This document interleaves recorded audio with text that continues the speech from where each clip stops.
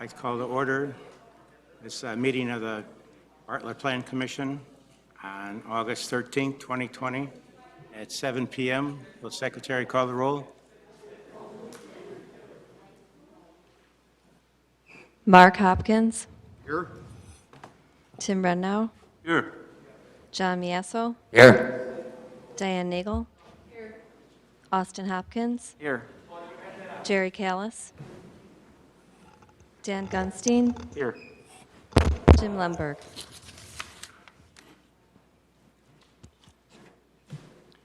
Next item on the agenda is the approval of the June 11th, 2020 meeting minutes. Is there a motion to approve? So moved. Second. Any additions or corrections? Secretary call the roll? Tim Rednow. Yes. John Miasso. Yes. Diane Nagel. Yes. Austin Hopkins. Yes. Dan Gunstein. Yes. Mark Hopkins. Yes. Jim Lemberg. Yes.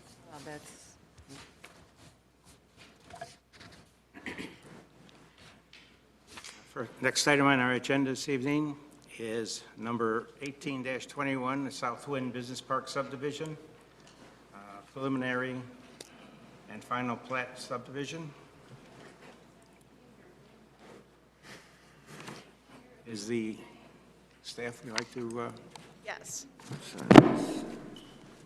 The subject property was annexed into the Village of Bartlett and zoned PD Planned Development District in 1988. A conceptual land use plan was approved, which showed this property as being commercial and industrial uses. In 1993, there was an amendment to the annexation agreement due to the state of Illinois condemning 866 acres of the total parcel for what is now known as James Pate Phillips State Park. The petitioner is requesting a preliminary final plat of subdivision for the 20.54 acres Southwind, for the 20.5 acre Southwind Business Park to create 5 lots. The Bluff City Office Building is located on Lot 1. Parkland Prep Academy is located on Lot 2. True North has submitted a site plan that's before you today for Lot 4. There are 2 curb cuts on Route 25 at Benchmark and Southwind, and also one on West Bartlett Road at Southwind Boulevard. A new curb cut is proposed between lots 4 and 5 on West Bartlett. These parcels are served by existing stormwater drainage, and the detention system is already constructed. The developer will be installing a bike path and berm along the south side of West Bartlett Road in accordance with the West Bartlett Road Corridor Plan. Staff recommends approval of the petitioner's request, subject to the conditions outlined in your staff report, and also would like to add a following condition G, that the petitioner work with the villages of Bartlett and South Elgin and IDOT to construct the bike path crossing at Route 25.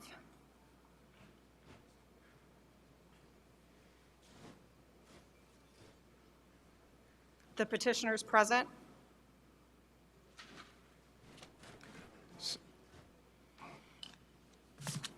So this is This is item number 3 that we have. I don't think, for some reason, that slide isn't showing up on here. I don't have the slide in this PowerPoint.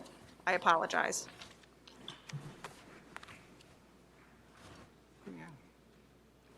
Let me see if I can pull it from when it went to the village board. Page 3, 4, 5. Computers are. That would have gone.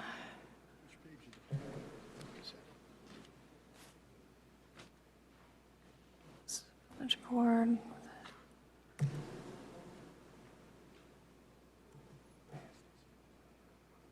See if this is the one it was on. There we go.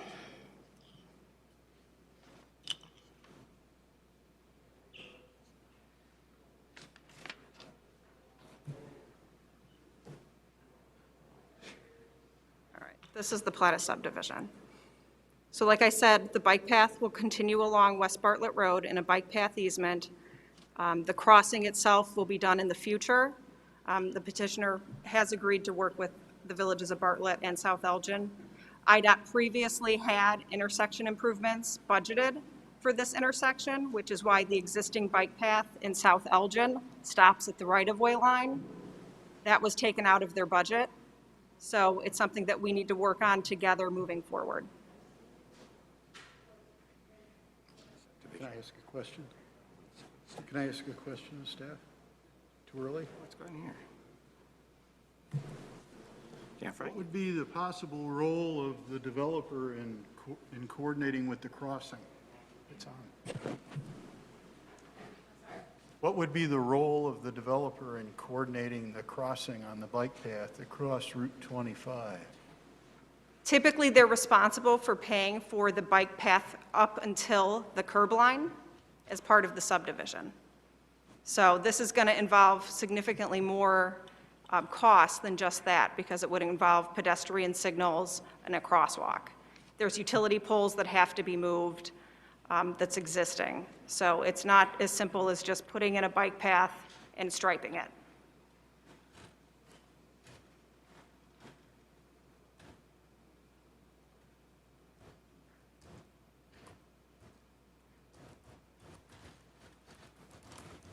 Can't find it on here. That last condition is not on the paperwork that we have now. No, it's a new condition because we weren't aware IDOT had removed that item from their budget. All right, thanks.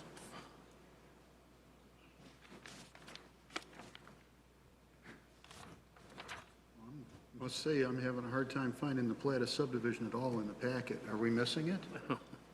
I'm asking. It's later. It might be out of order.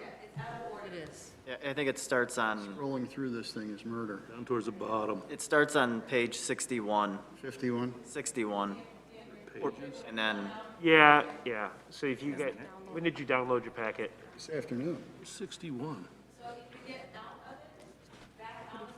Yeah? Page numbers. Okay.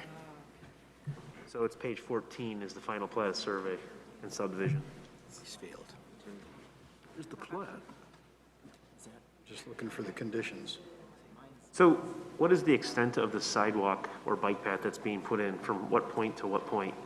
It will go from Southwind west until the property line. Okay. And not down 25, correct? Correct. Okay. This was a touch screen. I can't find this. these are all, Find it, Mark? There it is. Having trouble finding it on the computer here. Got it? Right after the color picture. I get it. Good old paper, right? You want mine? No, You I've wanna go downloaded it again. Okay.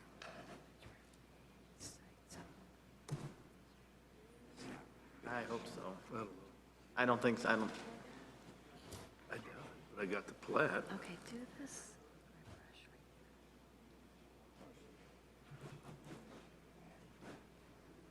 No, it's gone. Now scroll. We should be on the first agenda.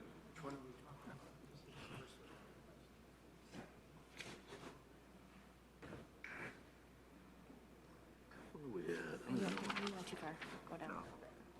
This way? Just make sure we're the right one here. Keep going, keep going. Yeah, Southwind. This is like the, We're on Southwind.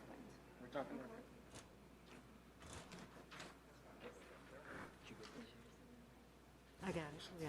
it's the same I had before. Let's read this now, because I can zoom in on it, you know. I can read Yeah, it's so nice. It gets a little distorted, but I also found it hard when I'm looking through this, sidewalk. that you don't have the plat there when you're reading all this other stuff. Bench. Building setback, 35 feet.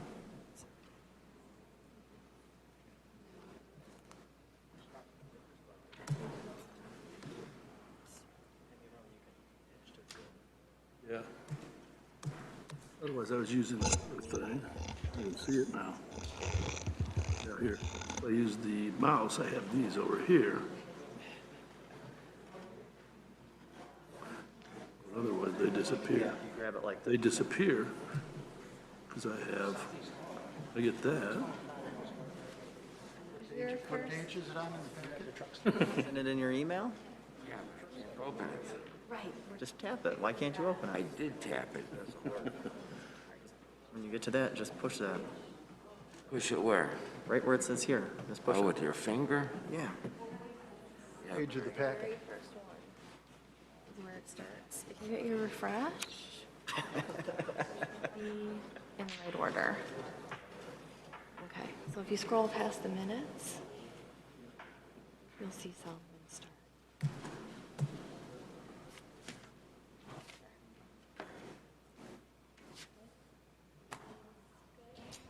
Yeah. Is this your, Okay, now I'm looking at the conditions. you delete it? Yeah. And I don't know how. You're gonna have to give him a hand here. I think he's missing that. He's missing that email. Oh, you're missing the email. It's not opening. This is honest. Why don't we just go to the website then? Show document, hit here, enter. Enter, yeah. Okay, then. Yeah. Questions? Go to inbox. Look at inbox. Are you on the most current? I had it up there. Be from me. Never done this before. We never approved this before. I don't know, did I delete it? You want to go to, haven't deleted it? Benchmark. I have no idea if I, Here. Are you on the right one? no, that's the right one. That's Culver's. Okay, so why don't we just go to New the tab. website? Enter. If you go to the website, you can pull up the current one. How do I do that? What?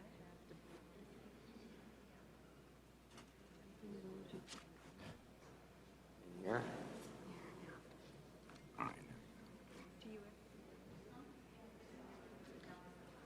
63 feet.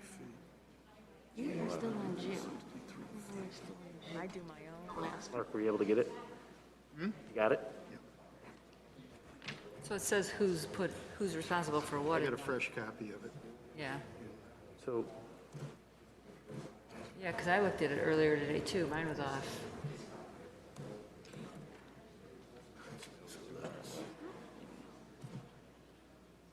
Okay, let's just go. Okay, is there anyone else on the committee that needs to have a question answered, or? I have one question for staff. Staff, is Bluff City LLC the petitioner? There you go. Thank you, Mark. Oh, you're welcome. Is the petitioner paying for it or the future On this one. tenant of the property? Or are they the same on that? For the bike path? Hip on The all. bike path, correct? The bike path, it's the petitioner that's putting, this petitioner, Bluff Oh, City, Southwind. Southwind, yes. Okay. So they're the ones that'll be coordinating it with IDOT? Correct. Okay. That's all I wanted to know. It says it in here, yeah, petitioner. Good. Petitioner here this evening? I know. Would you state your name and address, and you have anything else you'd like to add? Do I need this on, or can I take it? That's okay. Okay.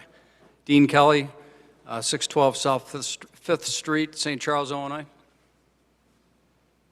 Okay, is there anything that you'd like to add to the information that was given to us by the staff? Staff covered it. We've got I'm sure we'll have a challenge with the coordination between IDOT and some of the work that has to be done, but we'll see what we can do. Okay. Thank you. Okay. Anybody have questions for the petitioner? No, more for staff. Roberta or Christie, is that a road between lot 4 and 5? It's going to be a cross-access easement, so it's not a publicly dedicated road, but it is an access point. Just to make sure I'm reading this properly, is 463 feet from that road to Route 25? That sounds right. Yes. Okay. Is there a reason why it's not going to be, if there's going to be that many lots in there, and I don't know how many of it is going to end up being retail, is there a reason why that's not going to be like a regular road, or? It is a road. Okay, so, It's a full road. It's a private street. And it's going to Okay. be a cross-access easement shared for the maintenance between lots 4 and 5. okay, but people will be able to use it to get to, Absolutely. okay. Yes. Just want to make sure.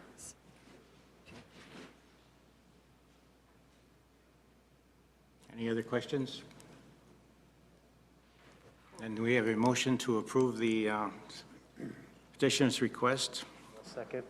for a Southwind Business Park subdivision preliminary and final plat, and the following conditions and findings of fact. Yeah. Second. Additions, corrections? Secretary call the roll.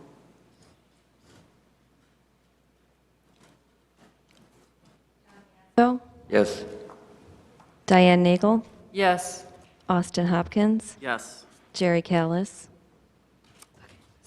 Dan Gunstein, Yes. Mark Hopkins, Yes. Tim Rednauer, Yes. Okay, motion carried.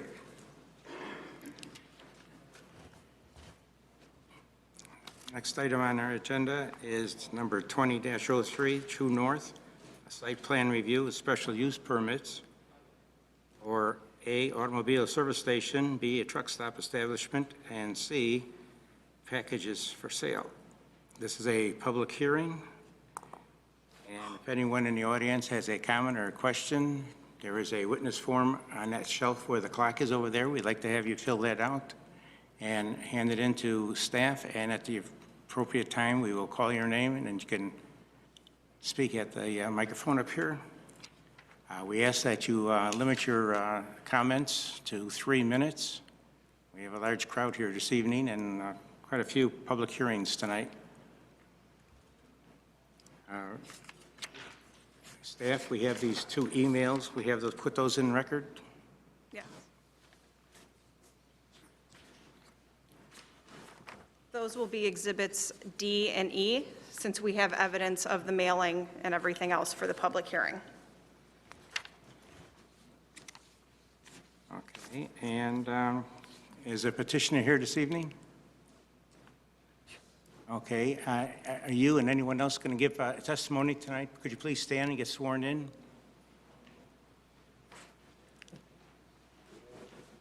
You swear the testimony you're about to give is true and accurate to the best of your knowledge?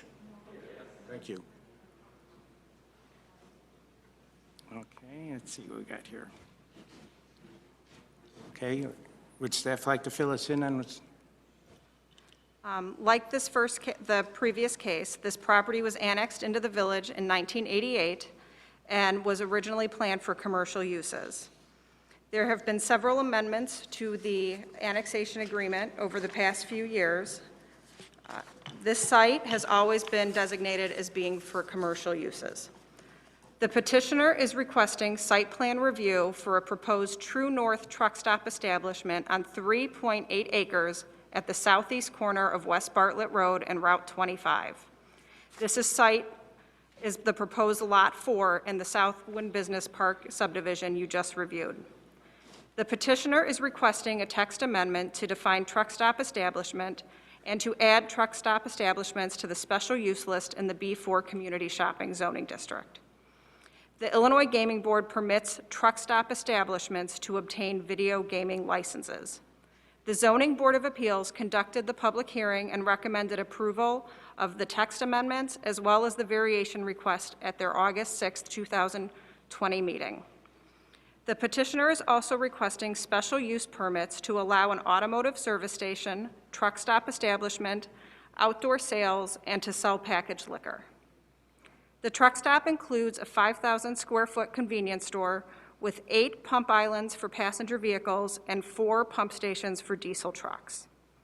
Passenger vehicles would utilize the pumps located north of the building, while the diesel trucks will utilize the pump to the east of the building. The truck stop is proposing to operate 24 hours, 7 days a week. The convenience store is oriented towards West Bartlett Road. It would have a maximum height of 24 feet and be constructed with masonry and EIFS. Metal canopies are proposed over the windows and the front entrance of the building. Staff had requested that the petitioner use the same building materials for the canopies posts as the building, and the petitioner has agreed to do so.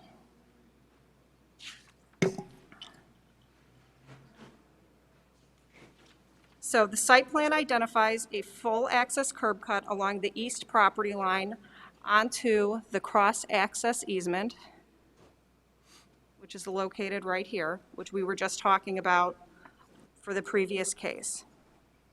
There is also proposed to be 2 access points onto Benchmark. The staff would like to thank the petitioner for agreeing to change this western curb cut that you see here into a right-in, right-out with a pork chop. So there will be a barrier median.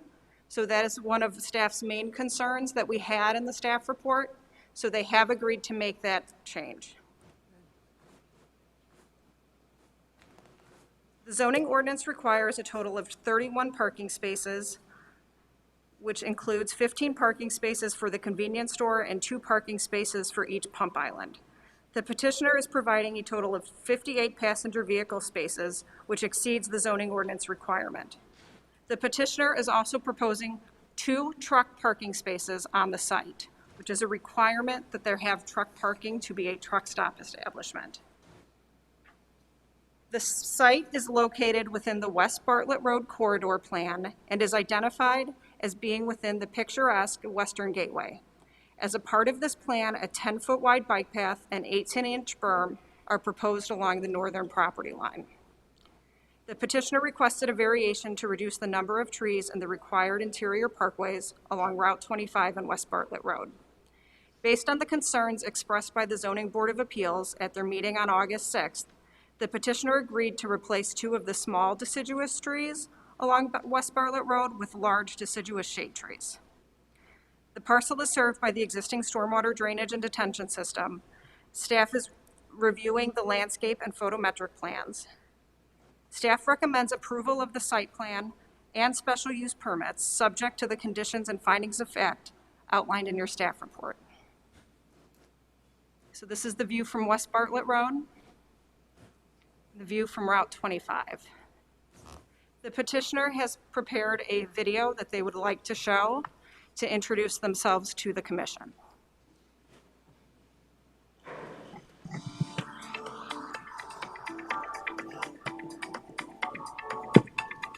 True North was founded in 1999 when the family-owned Leyden Company formed an equity joint venture with Shell Oil Company. The Leyden Company, now known as True North Holdings, has been in business for over 100 years, with both the 3rd and 4th generation leading the growth and development. True North now has over 140 company-operated stores and 185 dealer stores. We represent Shell in various major metropolitan areas across Ohio, Michigan, as well as the Chicagoland area. As a company that is now over 100 years old, I am proud to be the CEO and continue to build upon the culture formed by generations before me. We are proud of the culture we have and pride ourselves in being involved in the communities we serve. When we go to a community and invest, we want to be an asset to those communities. While our developments are accretive to tax revenue, provide construction and retail jobs, we also pride ourselves on ensuring our developments fit within the communities we are entering. We keep our stores well-maintained, well-landscaped, safe and inviting. We are proud to provide both fuel and convenience offerings to the residents of the community we are privileged to serve. We look forward to serving you, and hopefully your community can be the home of our future True North development. True North is highly selective when choosing the home of each of our gasoline and convenience developments, using community attractiveness and strategic fit brands as the selection criteria. The True North brand is positioned as a premium brand, which aspires to achieve quality through all we deliver. The materials used to construct the facilities, overall appearance inside and out, fuel and convenience products provided, and great staff deliver fast, friendly, and clean service to each of our guests. True North's latest prototype features a 4,200 square foot contemporary building, primarily composed of natural materials, utilizing brick and limestone on all sides.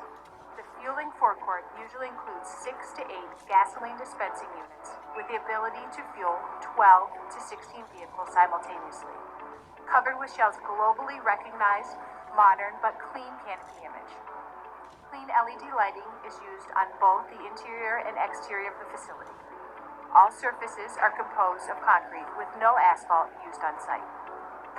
We use strong, often more expensive materials in our developments, but believe the additional investment up front pays for itself in terms of delivering a representative identity over the long term.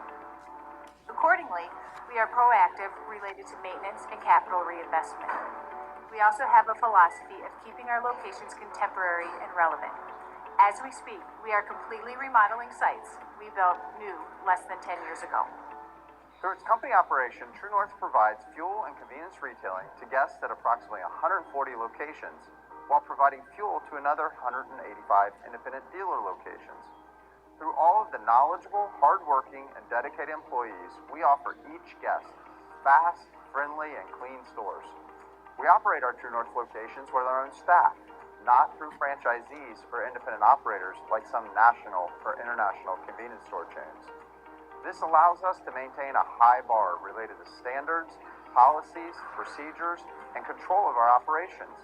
We have a script for nearly every square foot of what should be in our stores and how it should look, down to the backroom informational tack boards. This culture ensures we are successful in delivering on our brand promise. Our stores are adequately staffed and the staff are well trained, always delivering what we call a true GX, or guest experience. It is quite amazing to see some of the loyal relationships that develop between our staff and the guests in the communities where they work.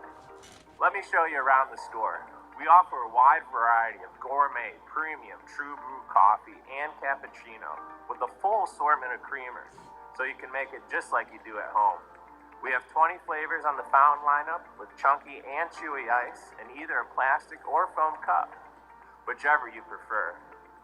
We also have a wide assortment of other refreshments, including your favorite traditional or craft beers in our North Pole Beer Cave. If you need a sandwich, you could always find something which hits the spot in our grab-and-go cooler.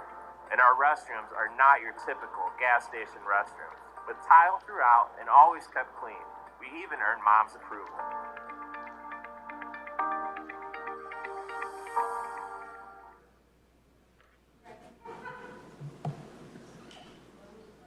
The petitioner is here to answer any questions that you may have. Okay, do we have the notifications from the newspapers and the... Yes, we do. We do. We have the public notice signs. We have proof of the notification in the paper, as well as the green cards from the mailing. Thank you. Are there any questions of staff by the members on the committee? I have a question. Can we go back to the landscape variation Yes. paragraph here? What are we supposed to start out with and what did we end up with? How many trees were they required to have? Yeah. Along West Bartlett Road, they were required to have 9 along West Bartlett Road. Yeah. 9 trees along West Bartlett. So they're proposing to put in 5. Why? Why are they Why are requesting? they asking to do that? That was discussed at the zoning board last week and was voted on and recommended for approval.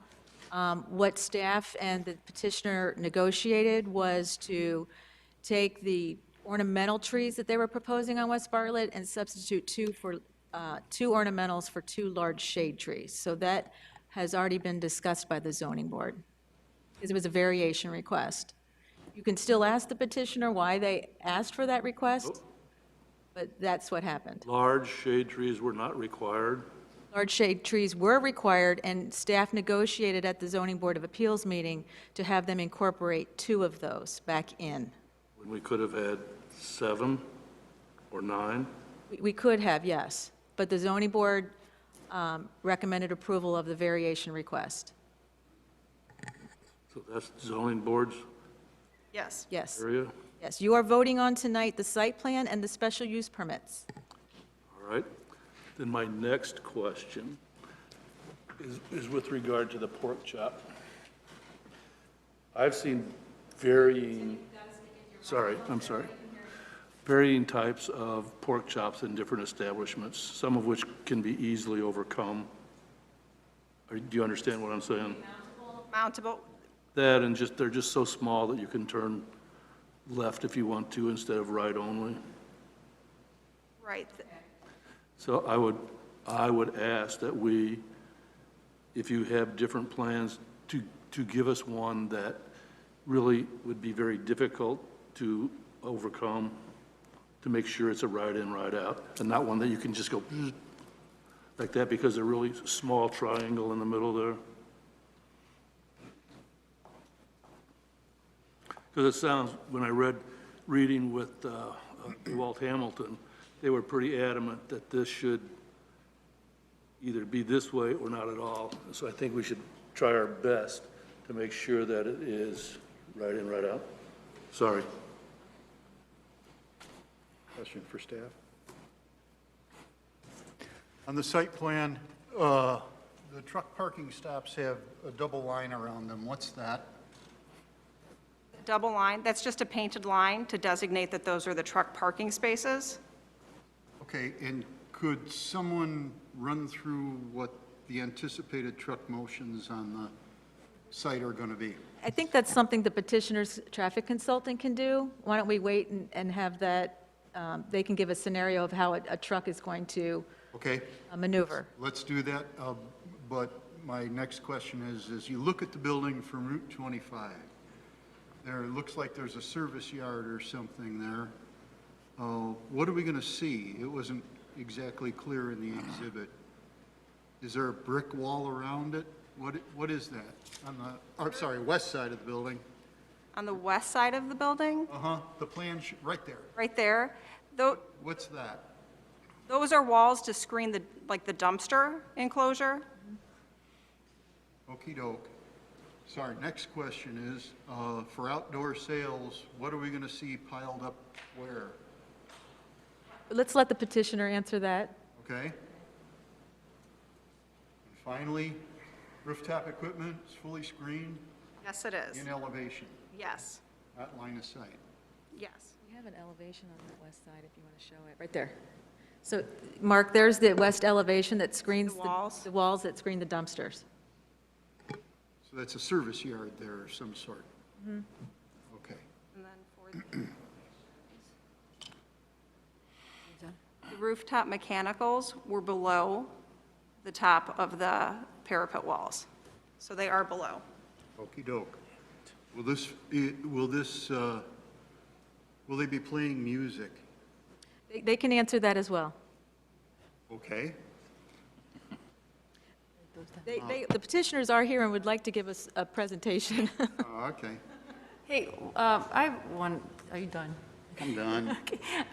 Since we're on that, I would like to see what the view is going to be, because I think that's a thing of concern for the residents that have the houses that are on the east side of this. Can I see what the east side view is in a rendering? Yeah, for what they're going to see with those trucks parked there. What would those residents see? Do I have a view of that west side with trucks parked there? What would that look like? If you can see part of the canopy, this is from West Bartlett Road, but you can kind of see what the canopy will look like. Okay, so what would the residents see out of their backyard on that street? And I don't know, what is that street name that's back there that have the homes? It's Southwind. Now, there is another lot in between that's going to be developed. So the closest house right now is 609 feet from the property line of this site. So there could be, the plan is for in the future for there to be a building in this location. Okay. How high is that fence back there? What was that? Is there one, or is it just natural? Landscape. Okay.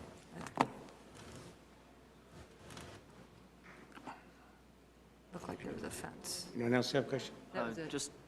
Just a quick question, it's probably more for the petitioner. But the posts that are holding the canopies up, are we going to be are we requiring any bricking or anything around that? Yes. And they have agreed to do that. Oh, okay, yeah, because it's not in the renderings, I just want to make sure. Looked like there was a fence on here. One more. Roberta, under paragraph 3 under discussion, it says the petitioner is requesting special use permits to allow an automotive service station. Is that on here? Yes, that's the gas station. Oh. They were talking about auto repair. It's not auto repair. It's automobile service station, but that's, our zoning ordinance is a little outdated, and right now, that's the terminology that we have to use. All right, thank you. It will be updated. Fence. Any further questions for staff? Okay, then a petitioner, would you like to add any? Could you state your name and address, please? Tim Shoemaker, RTM Engineering, 650 East Algonquin Road, Schaumburg, Illinois. A few things to note about the site. I suspect lots of people are concerned that this is going to be some kind of a large destination truck stop. That is not the case. You know, we're not having showers, anything to entice new truck traffic. This is strictly to bring trucks that are already on the road on 25 and Bartlett into the site. We have aimed basically for the minimum to hit the definition by the state of Illinois as a truck stop. Regarding the tree question, when we were at Zoning Board of Appeals, the renderings don't quite show it right. We're limited by water main easements, buried utilities, overhead utilities, and the bike path. So what we have left is a very narrow space to put trees in. If we start picketing trees, we're not going to be able to see anything. If you're driving down the road, your eyes don't focus through something that dense. And the zoning board agreed with that. That's the big picture items. Anyone have a question for petitioner? I guess the first question that comes up, why do you need to call it a truck stop? Why do you have to go by the Illinois state definition for that? To get a video gaming license, you have to be a truck stop establishment, and there are criteria on how many fueling lanes, how many parking spaces, and how many acres. And that's what we're meeting here. What's your nearest location that would be to this? West Chicago?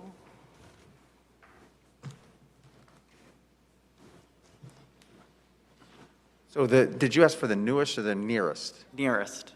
Nearest. The nearest location would be at the corner of Route 59 and North Avenue in West Chicago.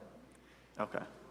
To answer the newest question, we've recently opened 2 locations during the COVID time, not the best time to open new locations, but one in Lake Zurich at Route 22 and Rand Road, and one on Milwaukee, just in Buffalo Grove, Milwaukee, just north of Lake Cook Road. And then the one that's on West Chicago, what's the size comparison to the one that's being proposed in Bartlett? So the building is approximately the same square footage, and there's just no diesel. We didn't have enough space there to put diesel. We didn't have enough land. Okay. And that one's... The fueling forecourt is essentially the same. Okay. And that one's still considered a truck stop as well? That is not considered a truck stop. That one's not, okay. So just to be clear, there is certain criteria for the definition of a truck stop. Tim, correct me if I'm wrong, but it's a minimum of 3 acres. They have to sell 10,000 gallons of diesel fuel or biodiesel fuel a month. what am I forgetting? They have to have truck parking spaces, and they are showing 2 on this site plan to meet that requirement. And a separate diesel pumping station. So you have your passenger vehicle, just pumping canopy station here, and then to the right are the 4 pumps for the diesel. This is very similar to the one right across the street in South Elgin. They also sell diesel. They are also a truck stop. They do have gaming at that facility. And that one, actually, they have, I think, 3 pumps at that one, and this one has 4 for the trucks. So that's pretty much what we're looking at here. Gotcha. I do have a question, Petitioner. Your drawing shows 5 lanes of fueling, but you're only showing 4 fueling dispensers. Does this canopy, does this fueling area fuel 4 trucks at a time total, or is it 6? So actually, it really fuels 3 at a time, because typically. I'm sorry, I meant 3 at a time. Yeah, a truck will have what they call a master and a satellite. And so there's really 3 functional lanes. Are the outsides available for auto? We can make them one-side dispensers, or we can one-side. My question is on the parking side, where the truck parking is that dispenser a false face, or is it going to have a pumping handle on it? We can do it either way. Okay. We really need the 3. The 3 main ones, okay. And typically, you know, if you'd see what you might consider a truck stop out of Pilot, Travel Centers of America, Love's, the guys that really do truck stop locations, I mean, they're typically going to have 10-plus lanes for fueling. They'll typically have between 50 and 200 parking spots for trucks. They'll have, Tim mentioned showers earlier, they'll have 3 to 10 showers. They may have a truck wash, a truck lube bay, you know, sit on 30 or 40 acres. This is not that. This is more of a local truck pump and go kind of diesel activity, as Tim had illustrated earlier. So on the new pork chop entrance, the right in, right out, is that strictly, there's no entrance there, correct? So how are you keeping trucks, or are you trying to keep trucks from going around the face or the front of the fuel canopy around and out, or are they forced to go on the access drive out onto Bartlett Road? The trucks will stay by the diesel canopies at the 2 larger driveways. Okay. Do you have a truck route plan? I've got 12 truck routes planned, one for every location, every entrance, every entering direction, and every exiting direction. Okay. Just a couple things I just wanted to ask you. I pretty much know the answer to them. Just some concerns that have come up. You guys are using all fiberglass underground tanks, double wall? Yes, and we brought our environmental expert with us this evening, and I would ask that, you know, he maybe give you his credentials as well, because he's got a long list and an expert in the industry. Yeah, hi, my name's Dave, and I work for True North as the General Manager of Environmental. I'm a approved course provider to the state of Illinois to teach AB operator training for underground tanks. I'm also a certified installer in the state of Ohio, as well as a approved course provider for AB operator training in Ohio and continuing education training for certified installers. So with that, ask away. All right, so you are using fiberglass double wall tanks, is that correct? Yes, that is a requirement of the rule. All right. All your underground piping feeding the fuel facility and under the canopies is all fiberglass? It's double wall flexible plastic technology. All right. All updated to code spill buckets and tank monitoring, leak detection? Yes. Okay. Yes, it has to be everything under today's code is double wall. There is continuous leak detection, interstitial monitoring of the interstitium between the 2 walls of the tank, both in the piping area, which would be the containment sumps, as well as the tank itself. Okay. Overfill alarm? Yes, well, there's, no, not an audible alarm, but we have overfill prevention through a drop tube flapper device, which has a little flapper in it, and when it gets 90% full, the flapper starts to raise. When it hits 95%, it shuts the fuel off. So the truck driver will, the flow of fuel will stop into the tank. And the reason we like to go with the drop tube device versus the audible alarm is a lot of times the driver can't hear the audible alarm, and the drop tube is an instant restriction of fuel flow.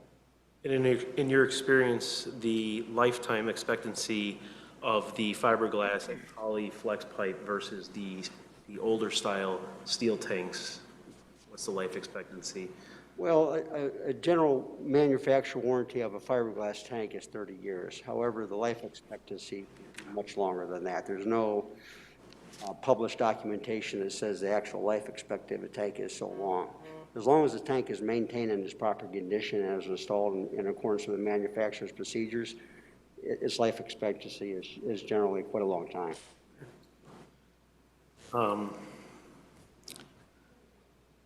Will there be a sign or multiple signs in the parking area that no trucks to be running at any given time while parked here? We have dispensing signs at every fueling point that gives you the instruction. There's no smoking, no cell phone usage. Shut the vehicle off. You're to be at the fueling point and attend the fueling point during the dispensing fuel. So that sign is just required by law, and it's actually monitored by the state fire marshal.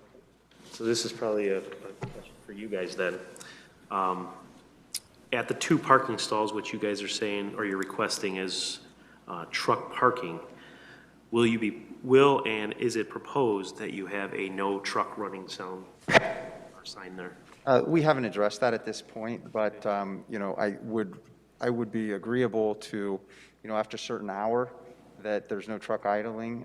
I'd ask for some latitude there during daytime hours, you know, say maybe after 10 o'clock in the evening. I don't expect that the truck traffic will be lower, and I think that's a reasonable request. Okay. You know, after 10, but say between 10 and 6 or something, that there's no idling. Okay. And then, and it might be a question for staff, I don't know, do we, or can we require the street benchmark lane to have no truck parking signs on there so that we don't have trucks staging outside onto that road?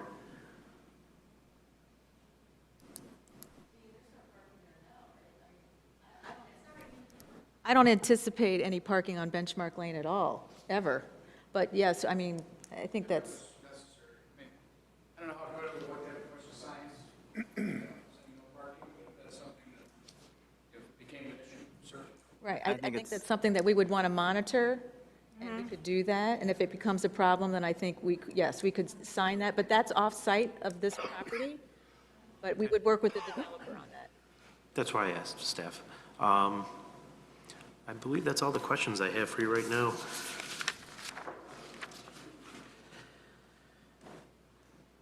Anyone else have a question? I've got my unanswered questions. With regard to the truck motions, do you have exhibits with you? I have nothing. Okay, well, let me ask this in a general way then.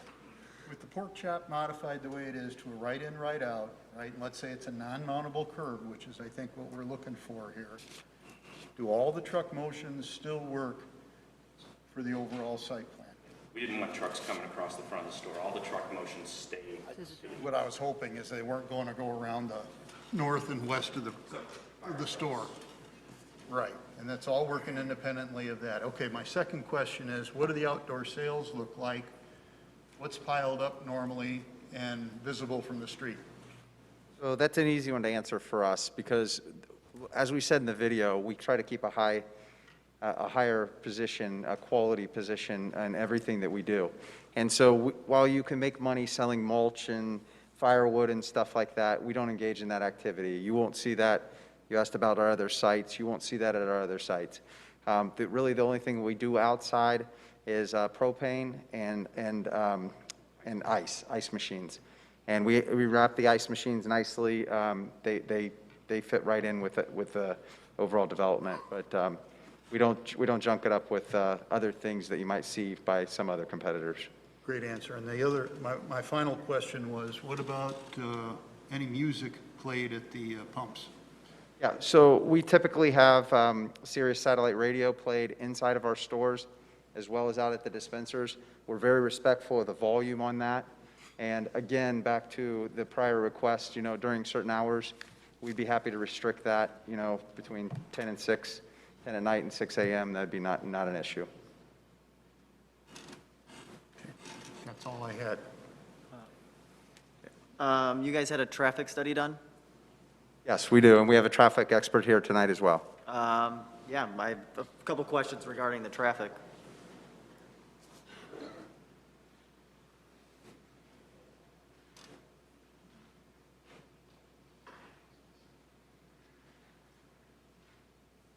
Well, can you just state your name for the minutes? My name is Michael Worthman, Werthmann. I'm a principal with the firm of Koenig, Lindgren, O'Hara, Buna, Inc. Thank you. So with the traffic study, I don't know how detailed it was, but do you have a count or an estimate on the number of trucks that would be heading north on Route 25? We don't have an exact percentage. Our directional distribution,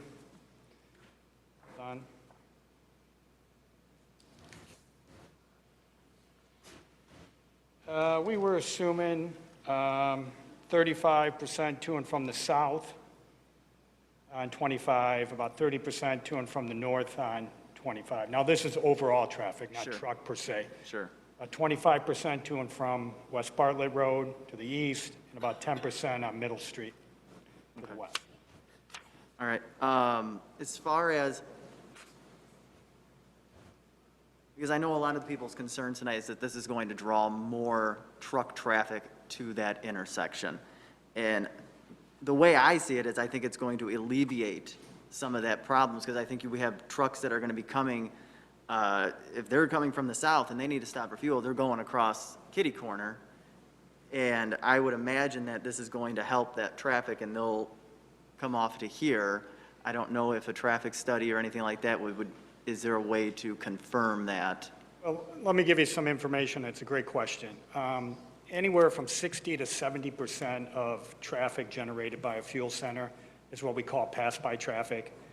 You're going by the site, you need gas, you pull in. It's not like a destination place. There are some people loyal to gas stations. Myself, when I need gas, I pull over. So you're right. Mobile, which is on the west side, they're going to get mostly the southbound traffic, and the new gas station, fuel center, is going to get more of the northbound traffic. And when it relates to the truck traffic, according to IDOT, Illinois 25 has 1,300 trucks per day traveling it now. West Bartlett has somewhere between 350 and 400 trucks per day. So, and as you well know, the area is surrounded by industrial, warehouse, construction-type uses. So we don't foresee bringing trucks into here. We're just trying to serve that demand that's already on the road. And particularly the truck traffic, I think, will be more directional, because it's hard for them to make the turns at the intersection and get over to the mobile. So I think you'll see more of us getting that northbound traffic and maybe that eastbound traffic, where they can pull in and pull out and keep on moving. Yeah, I agree with you. I think more of those trucks, I think it's going to help the flow of traffic. And not only that, you have another gas station that's going to help the residents out there, and the convenience store that's much needed in that area as well. I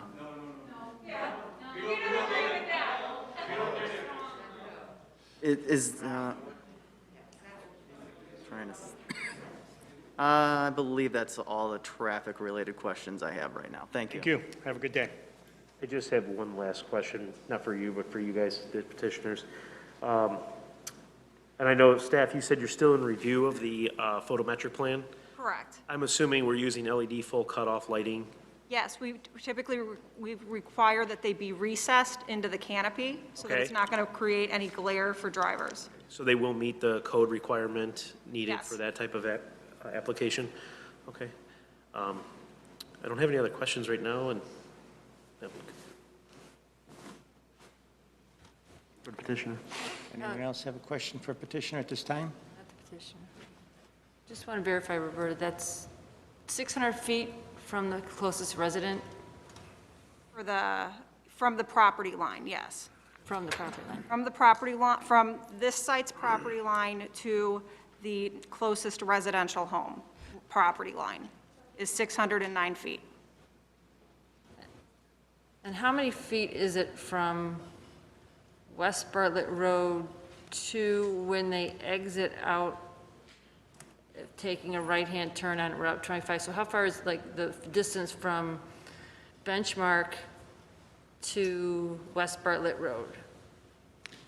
So the north-south? Yeah, so if the truck was taking a right out of that, on the Benchmark and taking a right on Route 25, how many feet would it travel till it hits that light on West Bartlett Road? I'm just wondering about the stacking, should they start pulling out of there and causing a backup on Route 25? So that property line is, I can't read that one. Let me pull out the full-size plans.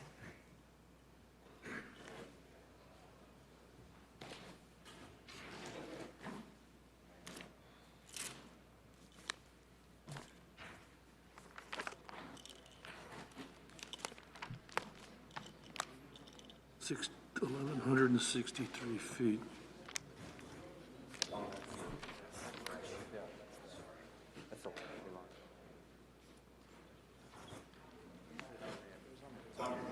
Yeah, it's on the Plat of subdivision. I can't read it. About 1,163. I'm trying to read it. Center line to stop line. It's on the Plat of subdivision, I believe. Are we asking from route? See the setback. Property line is, let's see, 300, You would like the distance from Benchmark Lane to the corner of 25 and West Bartlett? Right. 300 feet. No. Okay, thank you. At 300 feet, that's approximately 4 or 5 trucks. I think it's 1,100. Yeah, that's right. We have 307 on this. I could not see it on here. And in your stacking and rotation, or your truck traffic turn plan, does that show the stacking out onto Route 25? The 300 feet is approximately 5 trucks, 6 trucks? Right. We go with the level of service predicted on the traffic study. Okay. We don't have, I don't think we're damaging the level of service on this property.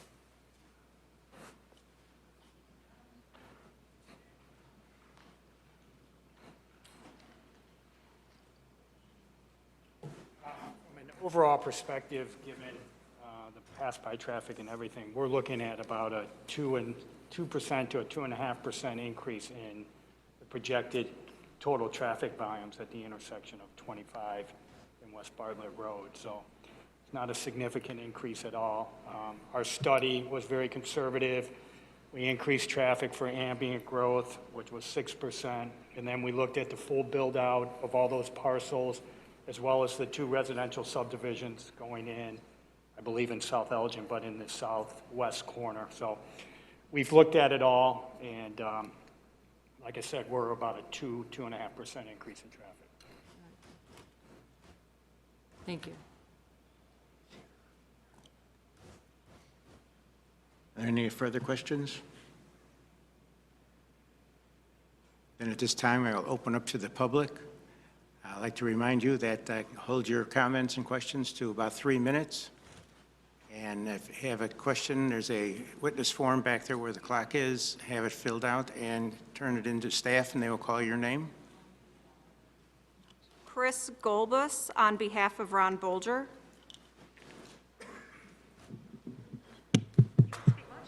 This one, why don't we have everybody speak over here? I like to use my hands a lot.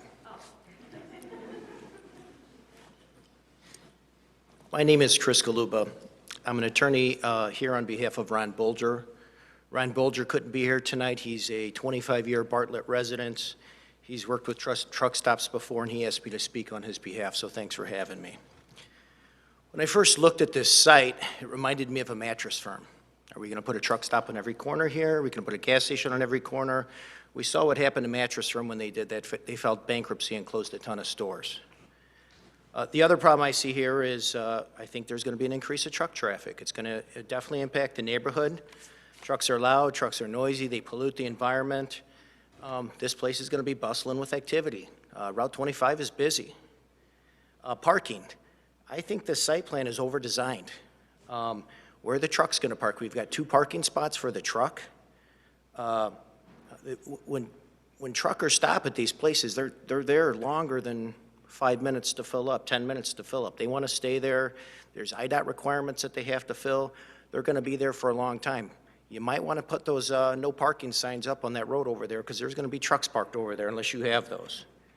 The petitioner kind of answered my next observation was, again, this is an over-designed plan. It's a congested site.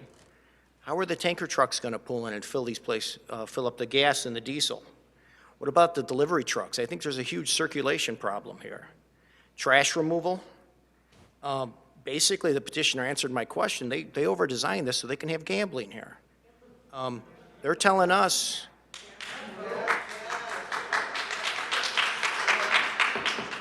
what I'm hearing is they're telling the residents, no, this is a site that's not really a truck stop, but in order to gamble, it needs to be a truck stop. So which one is it? You're going to sign an affidavit when you file your application with the gaming board that you're a truck stop, but you're sitting here telling us under oath, this really isn't a truck stop. We had to do that so we could have gambling. Also, with some of the plans, I think there's an issue. It's a fire marshal code that they need to be able to observe the diesel pumps as well as the gas pumps. From the designs that I saw, I don't think that's going to be met. With regard to the neighborhood, my observations in the neighborhood, as I drove through there, there's a retention pond, there's kids out playing, there's ballparks, there's going to be lights shining into this neighborhood, there's going to be diesel fumes. August, July, it's going to smell great when they're over there playing ball. You know, another question was, why are we selling alcohol at a truck stop? It's not, you know, if you want to be a truck stop and have gambling, you're not required to sell alcohol. So why are we petitioning to sell alcohol?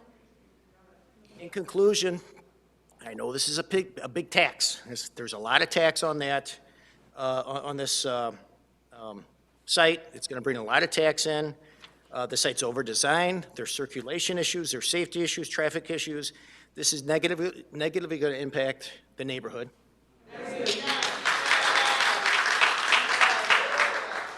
My client has lived here since 1994. He's proud of his community. He's proud of his elected officials. And he's confident that they're not going to overlook these major issues for some tax dollars. And just one observation, this place is full here tonight. If it wasn't for COVID, I bet you we couldn't keep the doors open here.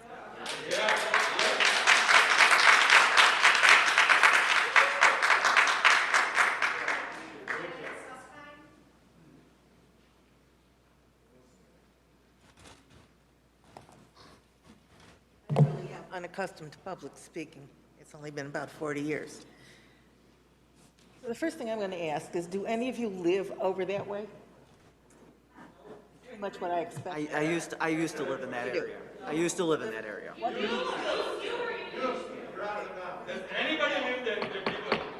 You used to live there, but you don't now. So here's the deal. I feel like we're the redheaded stepchild. Everything you don't want, except for monetarily, you throw into West Bartlett Road. We already have the train, which when I moved in to that home, I live in Heron's Landing, there were 4 trains a day, and now there's 22 or 24 trains a day. The village of Bartlett did not fight that very vigorously. No, you have like 2 main roads going east. And there's no way we need even one truck between the trains, between the kids going back and forth from school. We don't need it on a 2-lane road, 1 in each direction, and everywhere around us, it's 1 lane in each direction. Gifford, Spalding, 25 West Bartlett Road. Why are you punishing us? What do we do? We pay our taxes. You want to put something in there, put something we'll use. Fast food, God forbid, a grocery store. You build it, they will come. What are you doing to us? Our property values have gone down. Not all of it's your fault, but a lot of it is your fault. So you know what? Think of us. Don't think of the money. Think of the people. Think of the quality of our lives. You betcha. You betcha. Put something in there, put something we'll use. Especially these days, do you know how often we get gas? If you're lucky, twice a month. We don't need another gas station. You know how often I go down there for gas? Once, maybe once a year. I go into Bartlett, which is where I have to go to shop. But I also go to South Elgin to shop because we have nothing down there. That's what you should be working on. I'm done.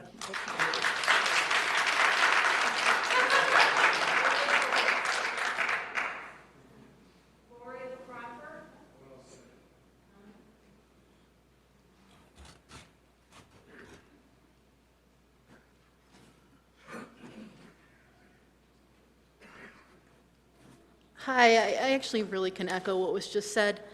I'm sorry, could you state your name? Hi, and my name and is your Lori address Kronberg. for the record? My name is Lori Kronberg, Lorikronberg. I live in Lakewood. I put money down on my house in 2004 to be built. And then 2005, I moved into my house. There's a lot of traffic. I knew that. I was okay with that. There was 4 trains a day. Now there is at least 20. I am the last house on the corner. I count them on occasion. I lose track. We don't need a gas station in Bartlett, and especially at that corner, there's one right across the street. It is also a truck gas station. It has 2 pumps. There are never trucks there. I do use that gas station because it's local, and they actually have good pricing. We don't need another convenience store that is going to tear us, triple price everything so that we can get our convenience. We need a grocery store. We need retail business on this side of Bartlett. The east side of Bartlett has everything. Put this on Army Trail. If you guys if you want this, put it on Army Trail. Keep it away from West Bartlett. We don't need any more stuff like this in West Bartlett. Munger? Get it out. Thank you.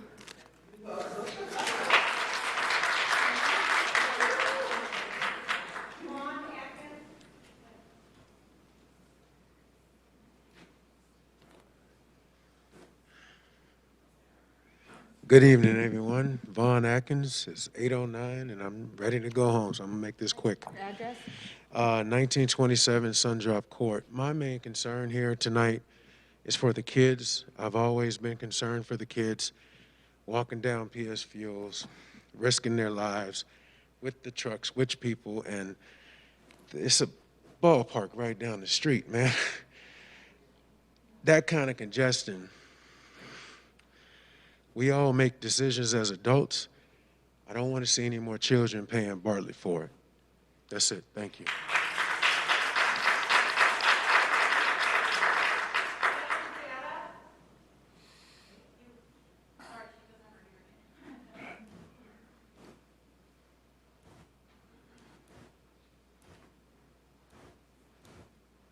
Hi, my name's Ann, and my house backs up to West Bartlett Road.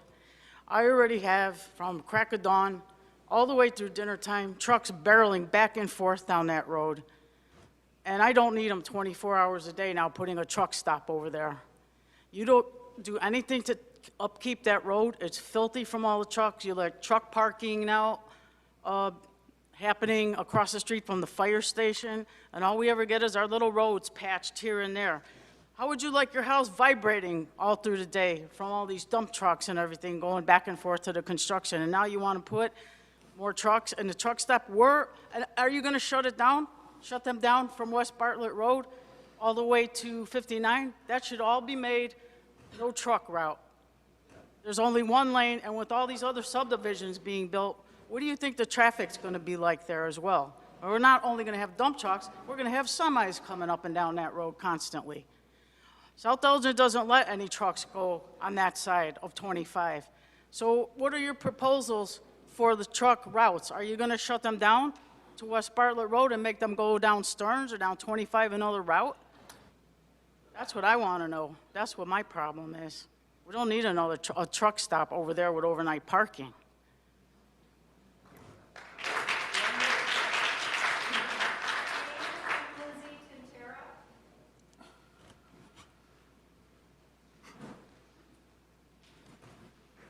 So we're obviously in opposition of this, but we have a couple questions and a couple comments. The first comment is, we agree with everyone here. This is being built in an area that is blooming with kids, right? We moved into the area about 6 years ago. We have 2 children. My first question is, how far away does gaming need to be from school? Does anybody have that answer? And does this meet those requirements? No? So we might want to do our homework on that. That's one question. We don't need more gaming. Trust me. He works at the track. We get gaming. It's fun for everyone. It needs to be in the right place. It's not just about driving those revenue dollars. You said it was 600 feet to the nearest home from the property line. Do we have a measurement to the Little League baseball field and the Little League Soccer field. soccer and the football field right across the street? Do we have a measurement to that? Over 700 Right. feet, all right. And a mile and a half from the nearest elementary school. So you know that my children have to walk to, with all of those trucks driving up and down West Bartlett Road. 2-lane highways both ways. It's, can't support that. The other thing, I know you mentioned that we need convenience store. Convenience is not what we need, and I think you heard it from other residents. We need a grocery store, something that's going to be sustainable for Absolutely. families. Okay? I don't want my kids going to a convenience store to buy Slurpees and Kit Kats and all that. I don't feed my kids that. And I don't want them going there for that. I don't want my kids going to a truck stop, gas stop, whatever you want to call it, that's what it is, that has video gaming, alcohol, and additional traffic. Does that sound safe to you? Does that sound like a good place for families? No. There are other revenue opportunities. Bartlett's doing okay with all of the different warehouses that you guys are building. I grew up at Elk Grove. I understand what industrial warehouses do for the tax revenue, okay? We're doing just fine. So let's think outside the box and make sure that you are really meeting the needs of the residents of Bartlett, especially those west of the railroad tracks.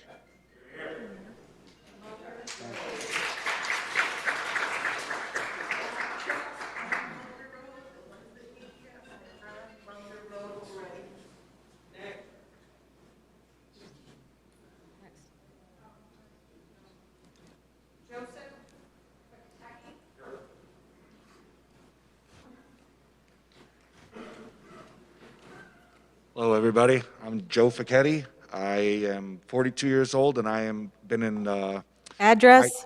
193 Abbott Court, right kitty corner from this proposal, and been an electrician for 20 years in IBW. Very familiar with construction jobs and everything. It's very minimalistic. Retail jobs, a couple shifts here and there. We're not really looking for making jobs there, okay? The other thing is, my kid, I have 3 kids. I have 8-year-old, a 6-year-old, and a 3-year-old. My boy's a Raider. He plays at the Bartlett youth baseball field right there. We take our bicycles from our house right to that field. There's a school going there. It's all these great things. We moved there 3 years ago into a brand new house. I lived in Hanover Park for 18 years at Irving and Barrington.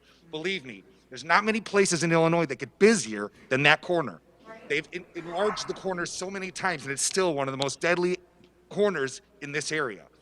We do not need a truck stop there. I don't care about the convenience of trucks passing by my house. That is more than irrelevant to me, I can assure you.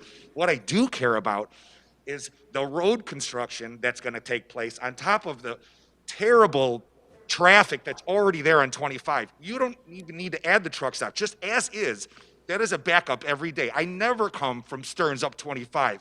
I always shoot up Munger and go down West Bartlett Road because there is no way I'll get home. I'll sit there from Stearns to my home, which is typically 30 seconds. I'll sit there for 10 minutes, not moving. That's before trucks are trying to pull out. That little pork chop there, a right in, right out, there's never going to be no right out. He's going to be hanging out 2 lanes out. You can't turn there. It's never going to happen. Go there, okay? The other thing is, my children, they already are in this main area. That little Southwind, that's like my limit. You can't go past there, okay? But there's going to be trucks coming in out of there. There's going to be trucks coming around from 25 trying to swing that, or maybe they miss it and they come back, oh no, I'm going the wrong way. We see it all the time at Mobile. They do the silly thing where they make that thing over the thing. Okay, you'll stop that, but you'll just create the other side having the same problem. I assure you, this is no good for the community. I will not particularly remain here. If this goes up, I won't live there. I was excited about the school. I'm like, hey, this is a great place. The parks, the bike paths, everything you can do seems like family-oriented. Let's keep that up. This is not a family-oriented decision, and it does nothing for the residents. It's not convenient to pay $5 a gallon for milk. It's not convenient to pay $2 for soda, $3 for water. And if you're just a gas and go, what are you selling liquor and gambling for? Let's be realistic. They were right. That's not what you have in mind. We all know what you have in mind, and we all know what kind of people it's going to bring to the area. It's just not satisfying. And again, there's one right across the street. If you have to plan your route differently, make sure you plan your route differently. Get gas 5 miles that way or 5 miles that way. I moved there because it's quiet, it's dark, it's peaceful, and I wanted to stay that way. Thank you, Bartlett. And I moved here when I was a kid.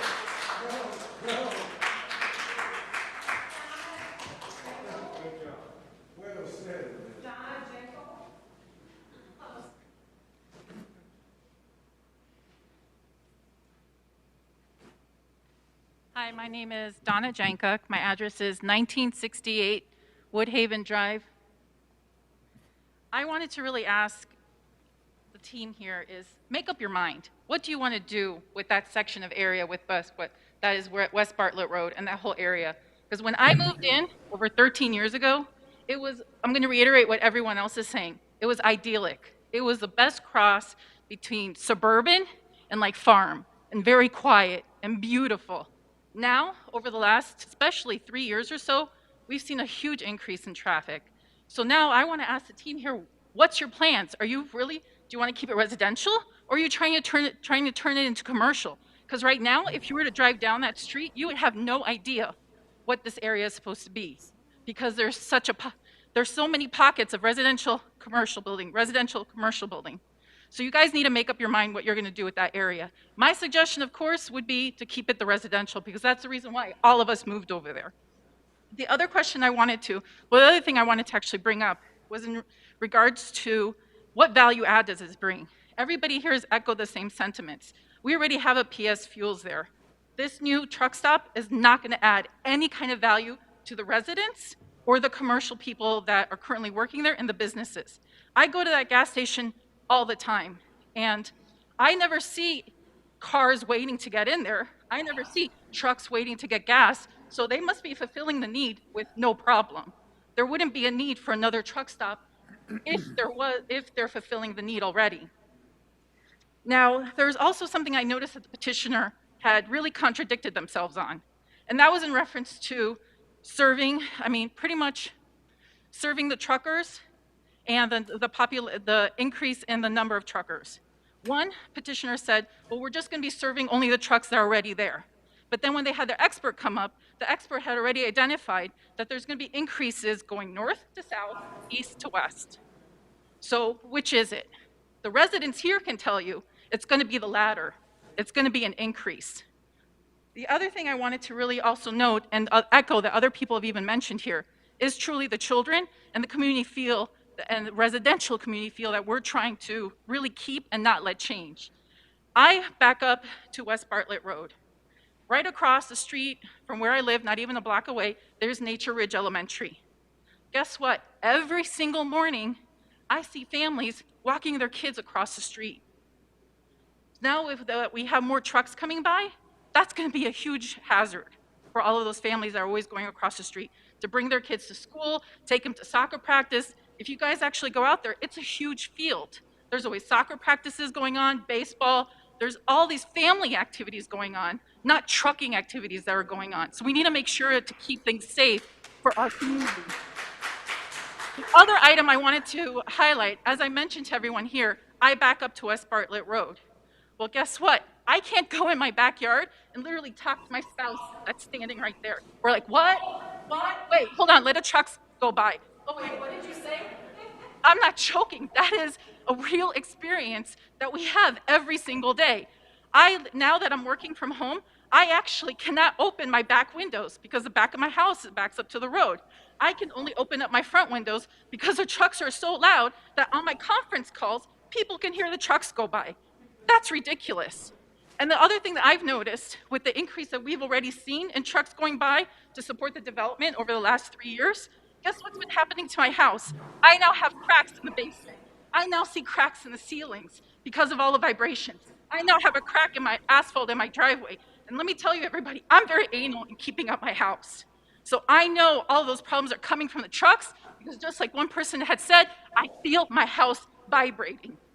So I'm just reiterating what everyone here is saying and giving you some additional points to think about, that we do not want another, you could say gas station or a truck stop, whatever you want to say, but we don't want it. We don't need it.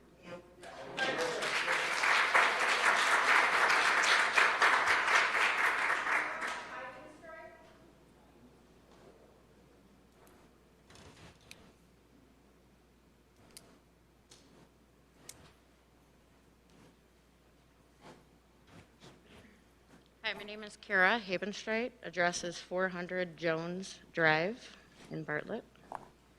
I just want to start off by saying I was raised 3 doors down from where I live now, from the age of 3.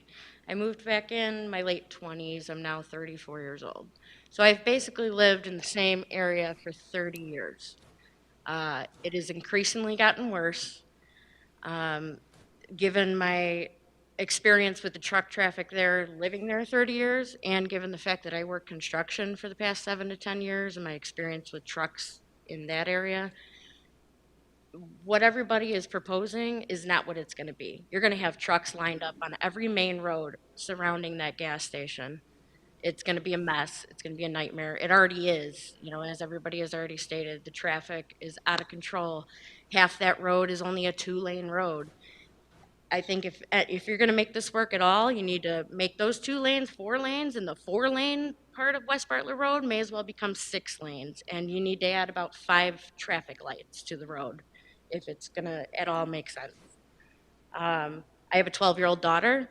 I personally do not let her walk down West Bartlett Road to the gas station, but she has plenty of friends who are 12 and 13 years old who in a group by themselves with no adult supervision walk right down West Bartlett Road to the gas station on 25. It's dangerous already. Something a lot of people aren't aware of, I'm sure, right across from Spring Lake Estates on West Bartlett Road, they're opening up probably 5 square miles of rental space for trucks and, you know, construction or whoever wants to rent the yard space. They're opening out, it's huge already. So that right there is going to add to the traffic alone. Those guys are then going to go to this new truck stop. And a great point that everybody has already brought up, the gas station that's there now, it more than suffices. I have never seen it congested with trucks. I have never seen it congested with cars. And again, I've lived there 30 years. I don't think it's appropriate. I just don't. I don't think it's necessary. And I think it's going to bring a lot of danger to the community. Thank you.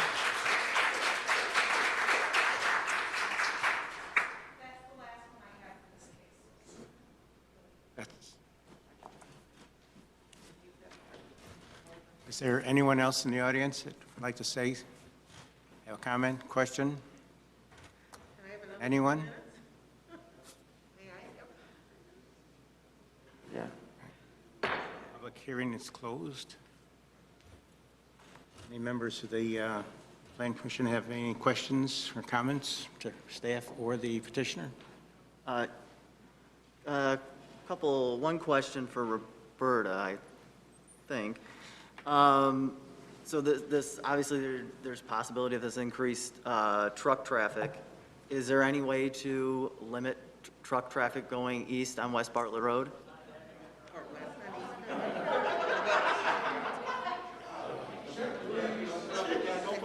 Hey, guys, some of these questions are being asked, so that we can hear the answer, whether if I know it, you guys know it, or anybody, we get puts in the minutes, so it's public record. Okay, this is Lynn Mean. She's the village's traffic consultant. I'd like her to see if she can address that for you. Sure, I'm sorry. I couldn't hear what you had initially said. If you could repeat that. Is there any way to limit truck traffic, regardless if this goes in or not? Is there a way to limit truck traffic down West Bartlett Road heading in the east direction? So West Bartlett Road from 25 to just past the site limits is under Kane County jurisdiction, and then just to the east of that is under Cook County jurisdiction. So it is a higher classification roadway, which is meant to serve higher volumes of traffic as well as to serve as a truck route. So just by nature, it's not a residential street, so that would be something that you would have to petition a higher level. That would go to, so Cook County is basically in charge of. Is in charge of that road. So the amount of truck traffic, the potholes, that's Cook County's.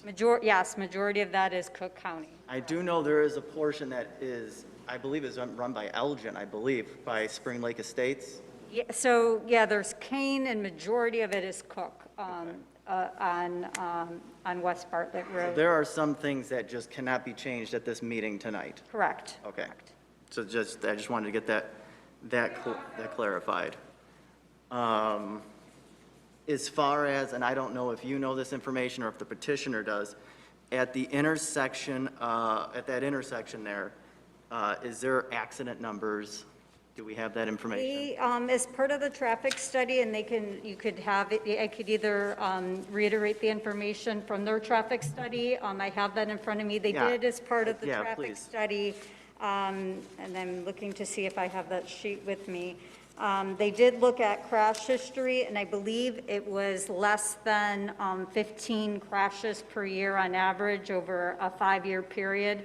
And for a signalized intersection, there wasn't any significant history or anything to indicate that there was severe crash history or need of mitigation or result of the crashes at that location. I think that's all the questions I have for that. Well, don't sit down yet, then. No problem. The traffic engineer the petitioner brought from CLOA said that the traffic impact was going to be about a 2% increase. Do you agree with that? Yes, we did. They did do a very thorough analysis of traffic where they looked at existing traffic conditions. They followed industry, the Institute of Transportation Engineers, as well as IDOT standards, where they projected out over a 5-year period using Chicago Metropolitan Agency for Planning, what they expected to be growth within the area, as well as they considered all of the undeveloped parcels that are currently planned or in the works, some of the residential, some potential commercial and such in that area, and generated traffic for that and assigned that traffic to it, as well as based on our experience with similar types developments for this particular type of development, we concur majority of the type of traffic for gasoline stations, convenience markets, as well as for truck fueling facilities. Majority of that traffic comes already from the adjacent traffic stream. That's why you see gas stations develop along routes that are Illinois Route 25, primary arterial, as well as West Bartlett Road corners of intersections. I guess I'm missing it, and I'm sorry, it's probably because I'm not listening well, but you're saying that the aggregate increase after all of this development, including this gas station, is 2%. Just from the site. Just from this site? Yes, All right. so on top of, so they analyzed. So this site moves up the motion, so I'm not a traffic engineer, but there's A, B, C, D, E or something, A, B, C, D, F or something? Yeah, there's overall levels and. Does that, any overall level change grade because of this project? I don't believe there's changes to the overall levels of service as a result of the development. They stick to, they project, like I said, future traffic, and then this change evaluated on top of it, so this development does But not notwithstanding, materially impact. It's 2%. And it's about 2% through there. Does the flow of, I forget your name, Worthman, Mr. Worthman? Is it okay to ask the question of Mr. Worthman? Okay. Does that change the grade level of either road? The grades stay the same based on the no build condition versus the build condition. Okay, thank you. Thank you.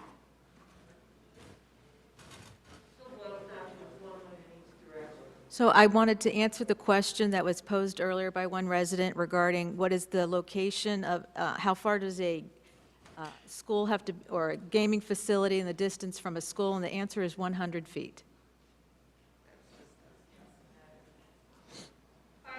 Is that a? It's a state statute. It's a state Yes, statute. or a place of worship. So a school or place of worship, it needs to be 100 feet. Any other questions or comments from the? You have a couple comments. I have a couple comments for the petitioner. The island that is next to the storage or the parking of the trucks, are you opposed or have you been looking at a fence with increased landscaping on that island there?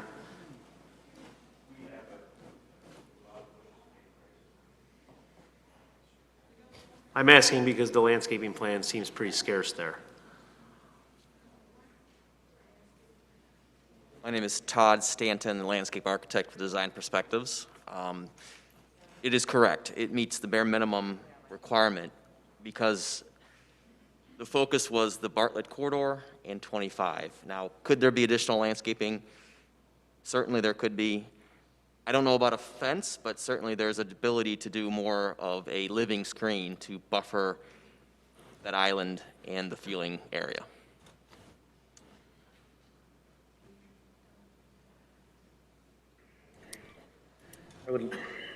Should this move forward, I would love to see that increased, that landscaping buffer on that island there. I think that is definitely necessary to block some of those trucks. Increased. That in is one of your stipulations of recommendation? What's that? Put that in as one of your, Yeah, it would be one of the Conditions. conditions of that.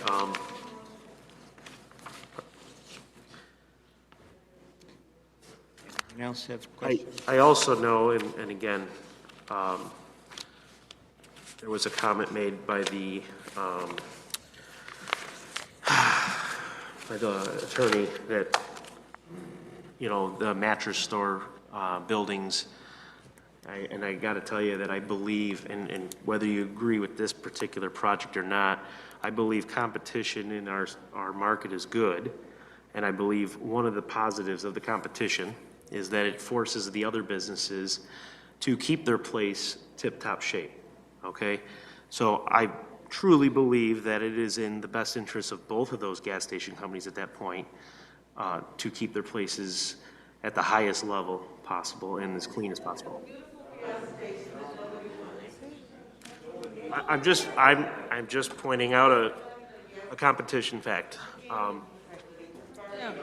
Jim, you need to, Jim. Got a gavel. Really,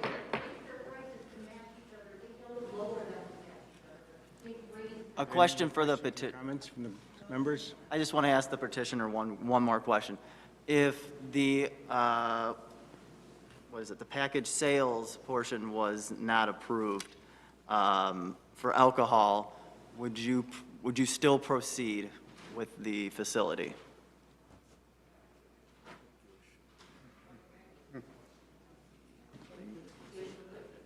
Unfortunately, the economics would not work without.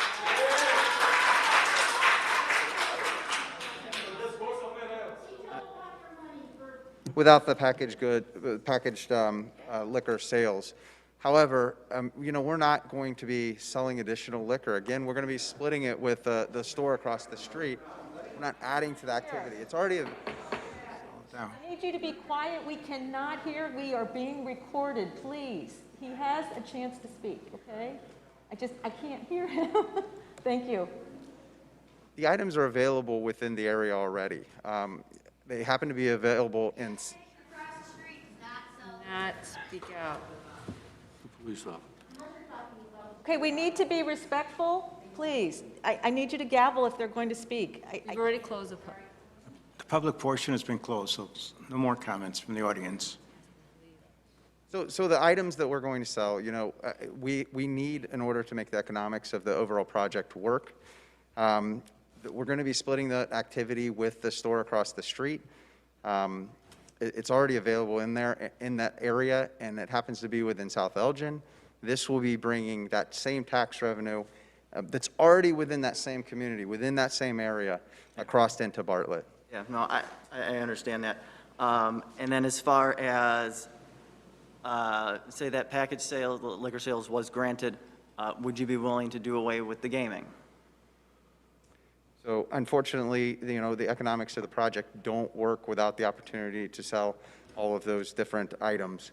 I think this project has been worked on by others within our industry, and they have not been able to make the project work to bring it through to the point that we have. And yeah, I don't think others within our competitive industry would be able to do that either. Understand. Thank you very much. Anyone else?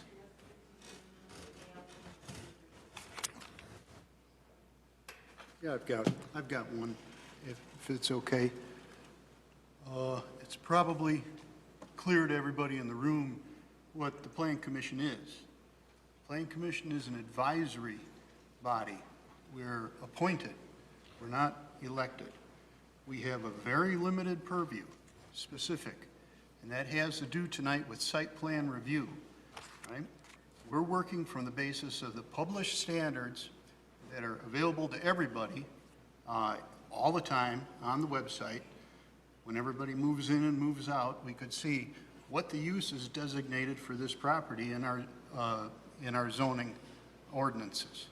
There's a zoning map, comprehensive plan, all available for all the citizens to look at. The Plan Commission has to work within the constraints of those published standards and then evaluate the technical criteria of each site plan submittal. We don't work on the conceptual level of what should be on a piece of property or what we need or what we feel we don't need. And I think you started to see that tonight when we were told we're not even to review the landscape. So I think we need to understand how our civic government works and what our charge is here and what we need to do and what the continuing process is, and then how the public interacts with that. The next stop, should this be approved, would be the village board, yes? Whether it's approved or not. Our elected officials.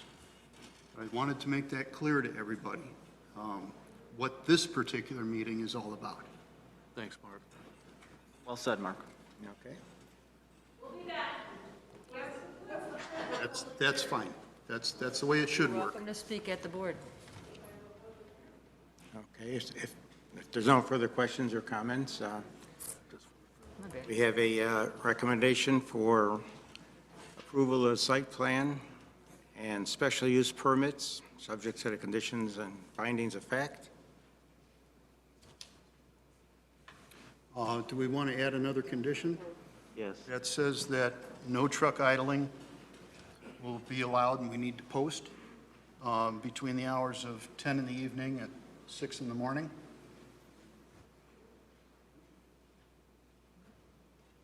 Also, the landscaping on that island, is that a condition that we can add? More landscaping in that. What's that? More landscaping in that. Landscaping on that truck area. We were told that's not ours. Oh, we, You can, it's part of the Yeah. landscape plan. So if you would like to add If it landscape, moves forward, I'd like to add it as a condition, you are allowed to do that. and I would like that to be screened to the maximum allowable screening there for landscaping, the maximum that they could fit there. Any other additions? No. Is there a second? Motion to? Second. Second. Any further discussions? I'd just like to add, it's a good-looking building. It's a good-looking facility. Like I said, I did used to live in that area. I lived in Spring Lake Estates.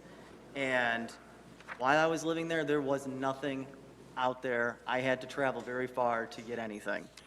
And, and it is needed out there. Grocery store is absolutely needed.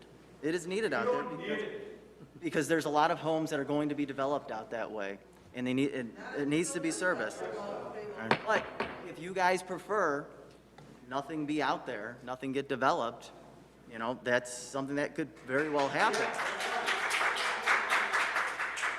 And, we will see how, how the commission decides to vote, but I will vote no because I am a little concerned about the truck traffic, but then again, that's something that the residents are going to have to talk to Cook County. Call your Cook County commissioner, talk to them. That's the way to go with that. Any further discussion? Secretary, call the roll.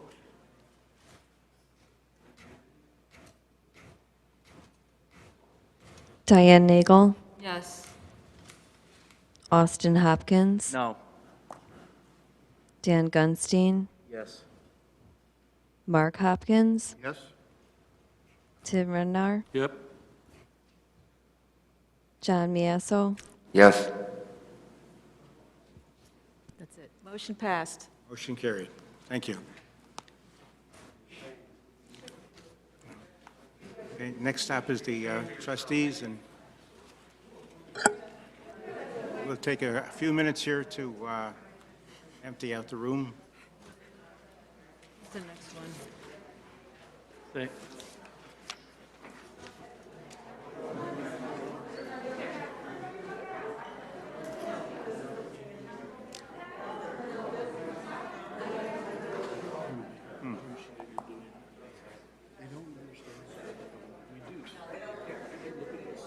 Austin.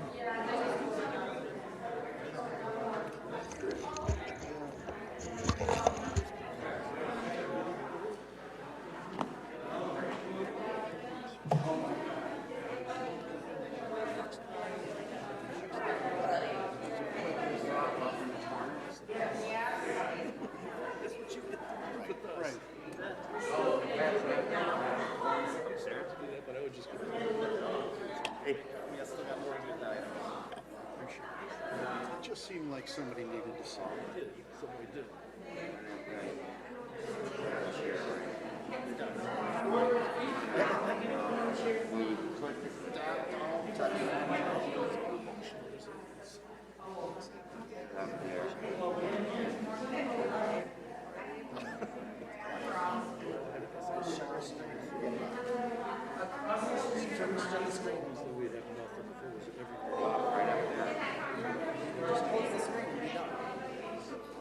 They wouldn't even be here because their subdivision wouldn't be here. You should be in my house when the train goes by. This doesn't cause more of them.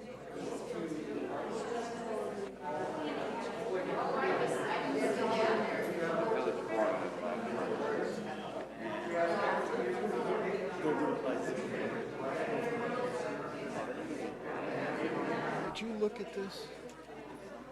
Did you guys look at this letter? It's 1,000,000 miles long. I don't know what's going to do. Is the farmer saying this is going to put more water on my land? I think that's it. I mean, the whole engineering is going to put less water on it, and he doesn't believe it? Can we have Roberta explain it to us? Yeah, I think so. Explain it to her. She said it all day, all this afternoon, Engineers have been going back and forth.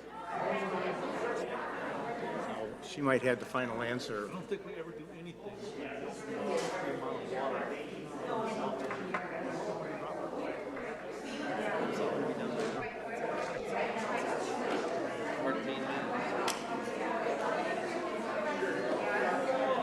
Water here? Yeah, I was gonna say, I'm gonna go first. A drinking fountain?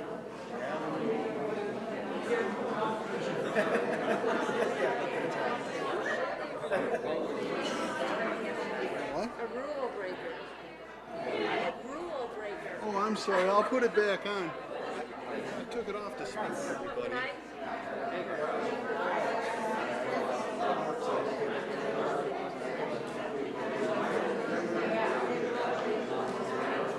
Kids, they're so indoctrinated.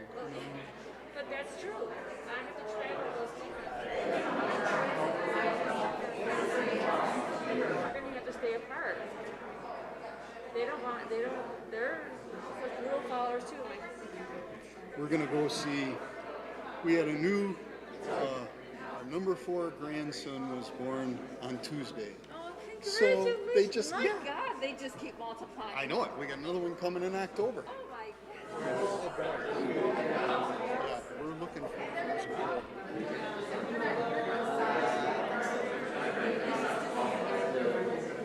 Pretty thrilled. Sue is pretty thrilled, I can tell you. Me too. Happy grandparents. Yeah, Oh, yeah. Christmas time is good. Oh, I hope at Christmas time we rock with all this stuff. Oh, I do too. You know, this is so, it's so hard on the kids. You know, and you're a person that works with them and loves them and everything, and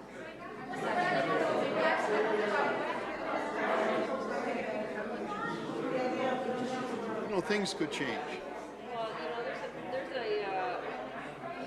there's just a learning academy where the kids don't have to come back at all. It's already getting in place.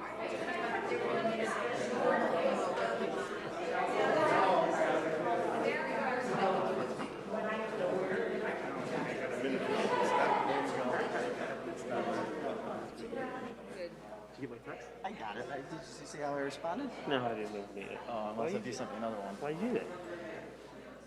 Just pack it. Forget anything. Come on now. It was actually perfect. That's what I was going to talk to you. You were thinking about it too? Well, no, I was going to say it before I just casted my vote. As much as I'd like to tell you that we are in the business of bringing businesses in the Bartlett, we don't control who wants to invest in money here. And if we, my point was going to be is if we can't get a small gas station or a gas station to invest because the economics don't work, how do you think we're going to get a grocery store? You kind of covered everything. So I was like, yeah, Mark's got this. They're only going to come if the market says so.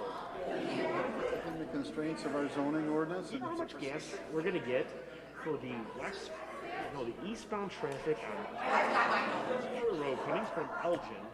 They're not going to want to cross the median to get into PS Fuels. They're going to cross 25 and they're going to come in and we're going to get those tax dollars. Right? All those people in the morning are going to the train stations or they're going to work at 59. So we're going to get plenty of... Put a couple cups out there if you guys want to get some water. Northbound. Why should PS Fuels get all the tax revenue? I think it's What's it zoned for? You built your house around, I don't want to be rude and say you built your house on a freaking major road. I do feel bad that Somebody asks you where you live. by developers and major roads. What's the deal with this one?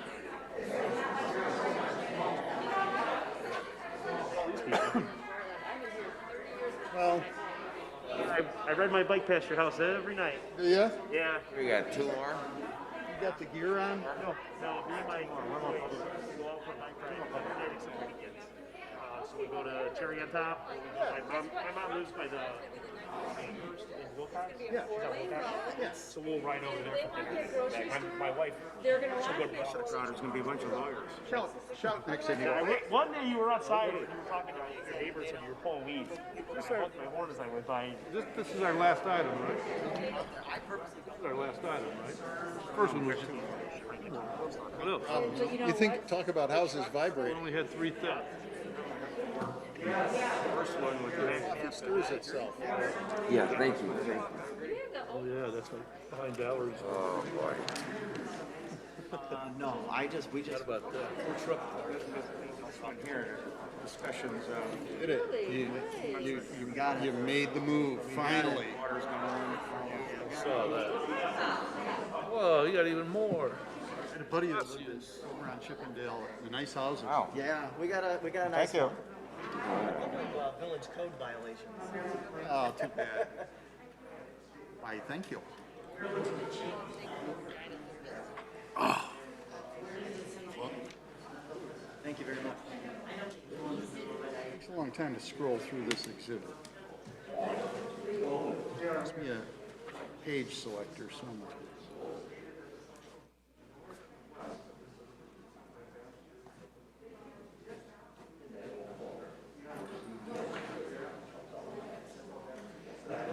By the way, did you know on Tuesday that Governor Pritzker just said that retailers can be fined up to $2,500 for not wearing masks? All right, rock and roll. Guys, ready? Yes, I've heard. And they want to do that. Gotta be going to get them here after this. That's crazy.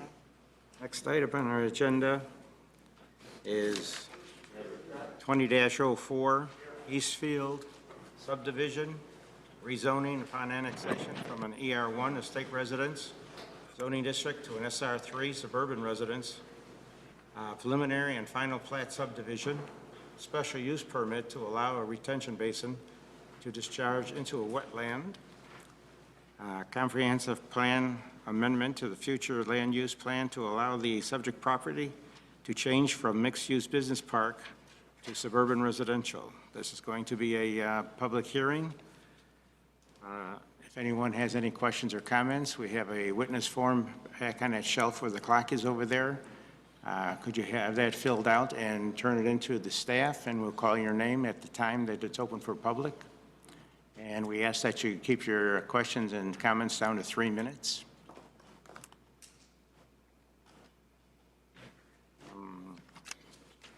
Christie, we have a letter here from, that we could put into the record? Yes, that letter will be Exhibit D. Okay, and we also have the notifications. Yes, we do. Good. Could you give us a little background, please? Pulte Homes submitted a concept plan for the subject property for 29 single-family lots to be zoned SR3 at the Village Board Committee's May 19th, 2019 meeting. The Village Board Committee was receptive of the plan and indicated the petitioner should move forward with a full submittal. The petitioner is requesting to annex, rezone upon annexation, and subdivide the 13.9 acres at the northwest corner of Petersdorf and Army Trail Roads for a 29-lot subdivision. The petitioner is also requesting to annex just under 1 acre north of the subdivision, which will be dedicated as right-of-way to provide 2 access points into the subdivision. The development would include 27 single-family lots with a minimum lot size of 10,010 square feet and an average lot size of 11,543 square feet. Lot 28 will be dedicated to the Park District, which is why the number of lots was reduced from the original concept plan. And Lot 29 is for the detention area, includes a wetland and a wetland buffer, as well as a bike path easement. Upon annexation, the property would be rezoned from the ER1 Estate Residence Zoning District to the SR3 Suburban Residence District. The petitioner is requesting an amendment to the Bartlett Future Land Use Plan, which designates the area as mixed-use business park and estate residential to suburban residential. A berm and 6-foot-tall fence would be installed along Petersdorf Road to screen the homes from the Bartlett High School athletic fields. A 4-foot-tall black aluminum fence would be installed along the east side of Lot 29, adjacent to lots 15 to 23, to provide a safety barrier between these lots and the retention pond. The petitioner will be installing a sidewalk along the west side of Petersdorf Road and will be installing a bike path within the easement on Lot 29 rather than Army Trail Road due to the location of the wetland on the site. The petitioner is requesting a special use permit to allow the retention area to discharge into the wetland buffer. The landscape and engineering plans are currently under review by staff. Staff recommends approval of the petitioner's request, subject to the conditions and findings of fact in your staff report. The petitioner is present. Okay, thank you. Is the petitioner here this evening? Could you stand, and anyone else that's going to give testimony be sworn in, please? Do you swear the testimony you're about to give is true and accurate to the best of your knowledge? Thank you. Are there any questions from the Plan Commission to the staff?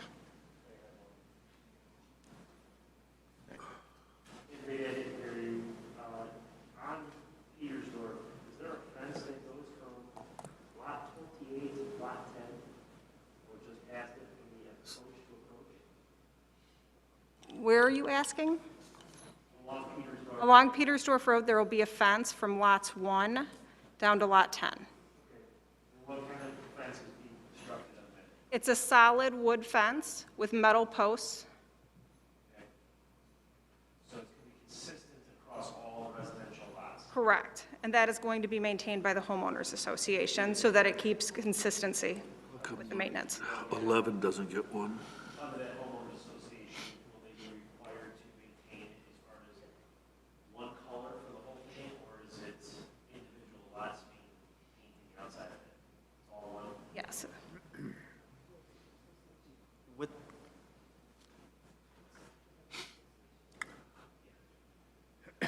Anyone else have questions? I just want to actually just jump on that, and maybe it's a question for the petitioner, is there a reason why we're going with wood and not the composite? Okay. Where's the shorter fence at, now that I can look at it and listen at the same time? We can't hear you. The shorter fence? The 4-foot fence Yes. is behind lots 15 through 23, because this is a retention pond. Okay. So we wanted to do the more decorative fence there so people can still enjoy the open space behind their yards. And so I guess my next question would be, since it's a special, I think it was termed a special use, to let the detention pond drain into the wetland, where does the water go now? What is the general drainage pattern of the water? We're going to let their engineer, the petitioner's engineer, they can address that for you. All right.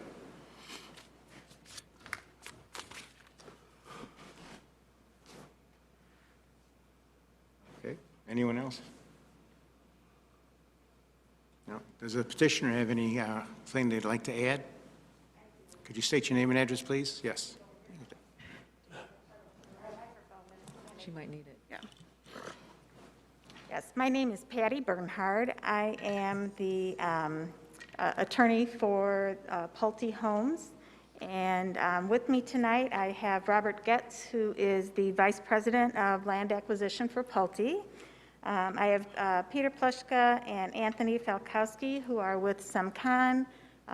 They are the engineering firm. And Greg Sagan, who is with Signature Group. He is our landscape consultant.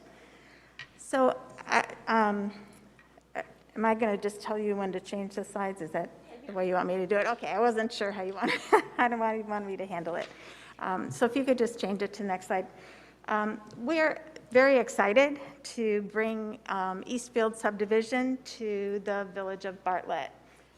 We did come to the village and met with the village board a little over a year ago, I believe, and they gave us some good comments for us to go back and work with in order to come back to you with the project that we now have.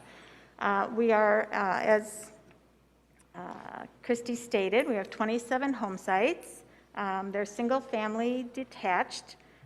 They're designed for move-up buyers. Okay, this is not a first-time buyer home. These are move-up buyers, which is the perfect location right across from the high school where possibly some of those families will have students that attend that high school. We have a very low overall density for the site of 1.93 dwelling units per acre for the overall density. We have very deep lots ranging in size from 155 to 190 feet deep. There are 2 access points into the subdivision. One of them will be called Falcon Drive, and it is directly across the street from the Hawk Drive, which takes you into the high school property.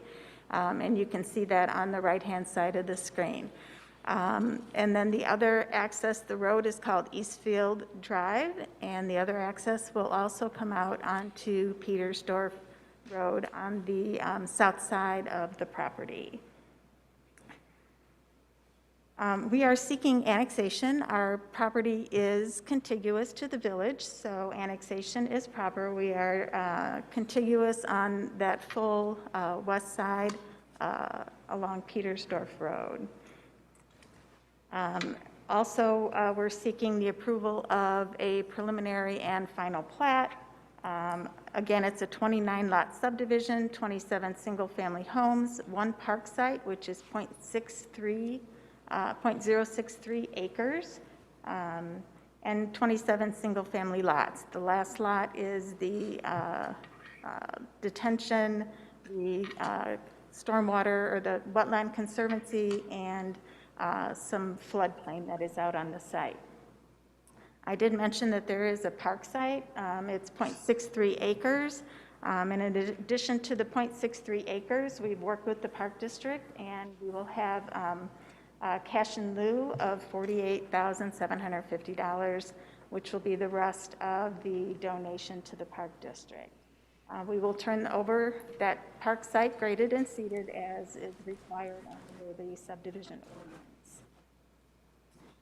With that park site and the floodplain and the wetland area and the detention pond, over 37% of this site is open space. Falcon Drive, as I stated, on the north lines up with the high school drive, which is one thing that the village requested. That is an off-site roadway. So we had to do actually 2 plats of annexation because we're annexing the roadway separately from our parcel because we don't own that piece of property. That's owned by the farmer who owns all the property out there, or the trust. The SR district, can you change it for me? There. The SR district has a number of minimum standards, and on the chart you can see that we considerably exceed those zoning district standards. The lot size from 8,100 square feet to 10,010 square feet is our minimum lot size. Our average lot size is 11,544 square feet. Lot width is 65 instead of 60 feet. Our front yard and side yard and rear yard setbacks all meet the setbacks, so there are no variances being requested. And our gross dwelling units per acre is 1.93 dwelling units per acre. I think net is like approximately 2.18. With me tonight, like I said, I had Greg Sagan with Signature Group, and he will talk a little bit about the landscape plan for us.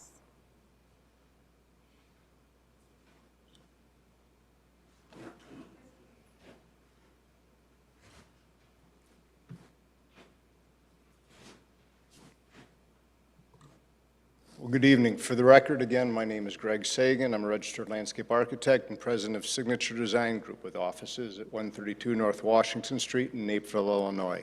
I'm going to talk to you real briefly this evening about landscaping and just some of the general site improvements.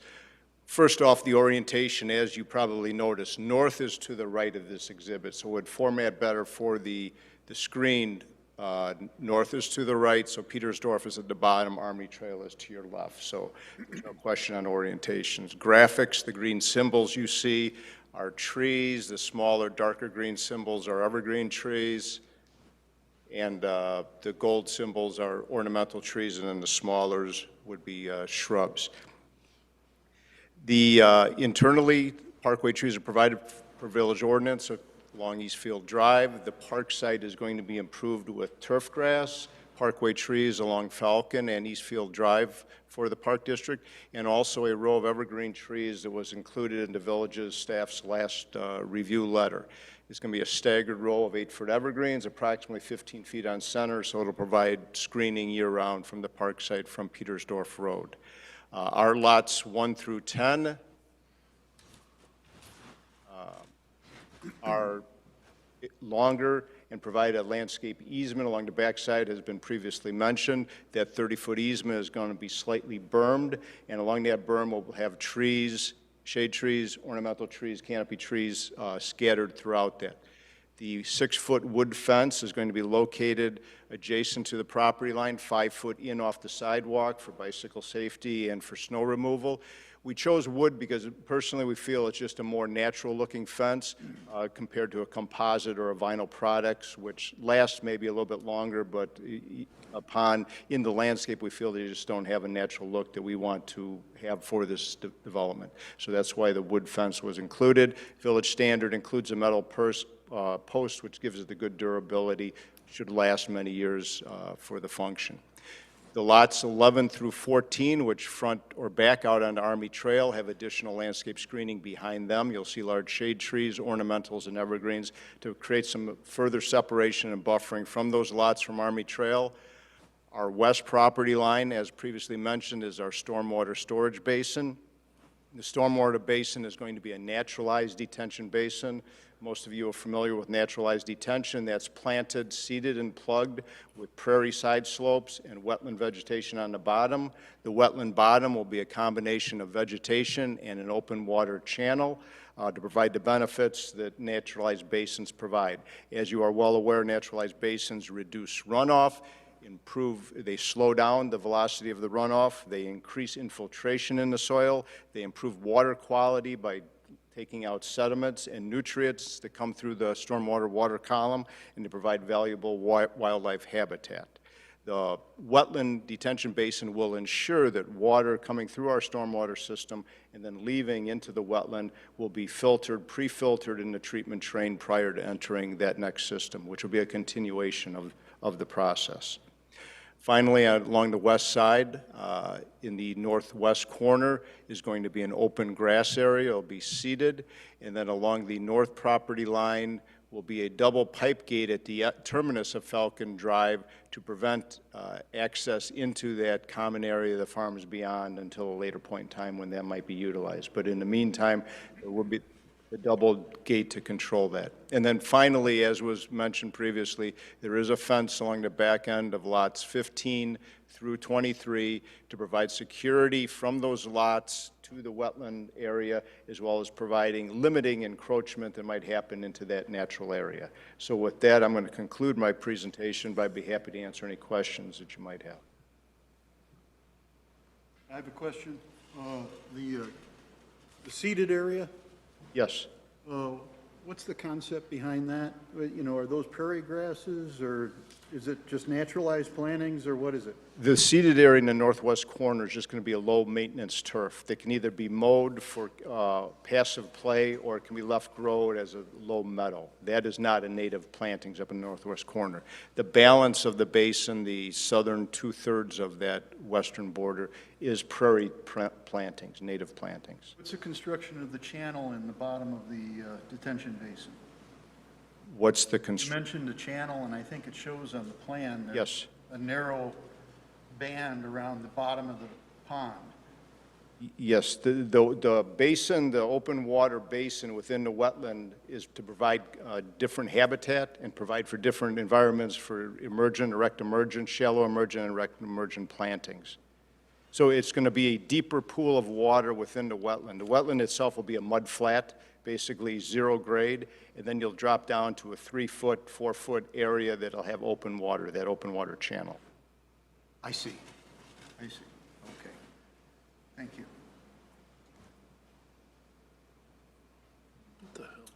Anyone else have a question? I have a question. Do we get two different plans here? One of them showed that it was there's like a cul-de-sac.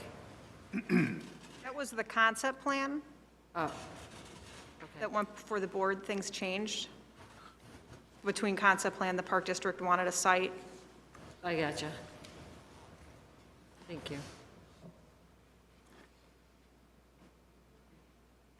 I have a question regarding that fence along Petersdorf. Is there a reason why it's going to be wood versus like a composite or something, or the vinyl? Yes, again, I feel and we feel that wood is a more natural product in the environment. It holds up well with the metal reinforced posts, so we prefer that over the vinyl or composite, which my personal professional opinion is they still look a little bit not realistic in the landscape. They look a little bit shiny and a little bit, again, unrealistic. So our preference is a natural product. Yeah, and I guess that, that's just, I just know, being a president of a homeowners association, we switched from wood to composite because it was too much maintenance to keep up wood. So I don't know, going forward, your homeowners association, they're going to be, how much added money that's going to be for them to maintain that wood versus the vinyl or composite. But I guess ultimately that's the developer, it's your decision. So noted, thank you. Does the fence go along the side of the park, the eastern side of the park? No, originally the fence continued across the park, but Village requested that the fence be eliminated along the park's frontage on Petersdorf, and in lieu of the fence, the evergreen screen hedge was planted. And I'm still confused. What is lot 29? What is it? Just open space? Yes, and the engineer can probably comment more on the function of that relative to the engineering of the site. All right. So is that grass area that I asked about before, I'm still staring at it, you're going to mow it, right, to maintain it? It's going to be a type of grass that can either be mowed or left to grow as a short meadow. And is Turf-type tall that fence. part of the detention system? Is that some sort of pre-filtering? No. So it's just open space? Yes. Originally, You rarely see a developer come in and just leave a chunk of open space, so I'm confused. What's going on? The engineer can speak more to it, because originally it had some floodway impacts to it and some comp storage impacts, and then as the design evolved, the engineer, the space So use when changed. the So I'll let the engineer speak to neighborhood that. find this, or like most of the little pockets of open space in this village where soccer practice will show up there on Sunday morning, and then the cars will be on the street there on Falcon Drive. I mean, is that you're going to put up a sign that says keep out, or private property, or homeowners association only? What's it going to be? I'll let Pulte discuss that. Rob Getz, Vice President of Land for Pulte Homes. Essentially what that space is there is it's site-specific floodplain. So we're not just being kind and not putting something back there because the kindness of our heart, we can't build anything back there. It's also not going to be a mowed area like you talked about for games and play. It's going to be, as Greg said, it's going to be a shorter grass, but it's not going to be a maintained turf field, right? It's going to be open space, and that open space is going to be there because it's site-specific floodplain that we can't build in, right? So there's going to be no use for it. It's just going to be an open grassland area, but it's not going to be short that you're going to play. It's floodplain. It's site-specific floodplain, so it's not FEMA map floodplain, so that's where if you really want to get into, pulling hairs, but we can't develop it because it's site-specific floodplain. So we need to leave it as open space, but it's not going to be an actively used open space. It's going to be longer grass out there that's just going to be grass out there, and it's going to be open space. It will be owned by the homeowners association. Very well. And maintained. It's going to be maintained. Yeah, it's going to be grass. Like I said, they're not going to be mowing it. It's not going to be part of our mowing scheme. It's just going to be medium-height grasses that Greg's going to be planting out there. But periodic mowing instead of burning, and not a prairie grass and all that jazz. Okay. Could a future developer to the west build on that? No, it's owned by our homeowners association. Okay. All right. Thank you. Maybe I'll just stay up here because I think the next slide is talking about our homes, actually. So anyways, again, I'm Rob Getz. I am the Vice President of Land for Pulte Homes. I guess quick little personal fact, I also was born and raised in Bartlett. I've been lived there from the time I was 0 to the time I graduated high school. So I'm really excited about the opportunity to build my first project in the town I was raised in. In fact, I think I might have been in Boy Scouts and Cub Scouts with Austin's brother Tony. You know what? The name sounded really familiar, and so. Yes, indeed. So anyways, the homes that we're going to be offering for sale here, as Patty mentioned, are it's our move-up, kind of we consider it a second move-up type project.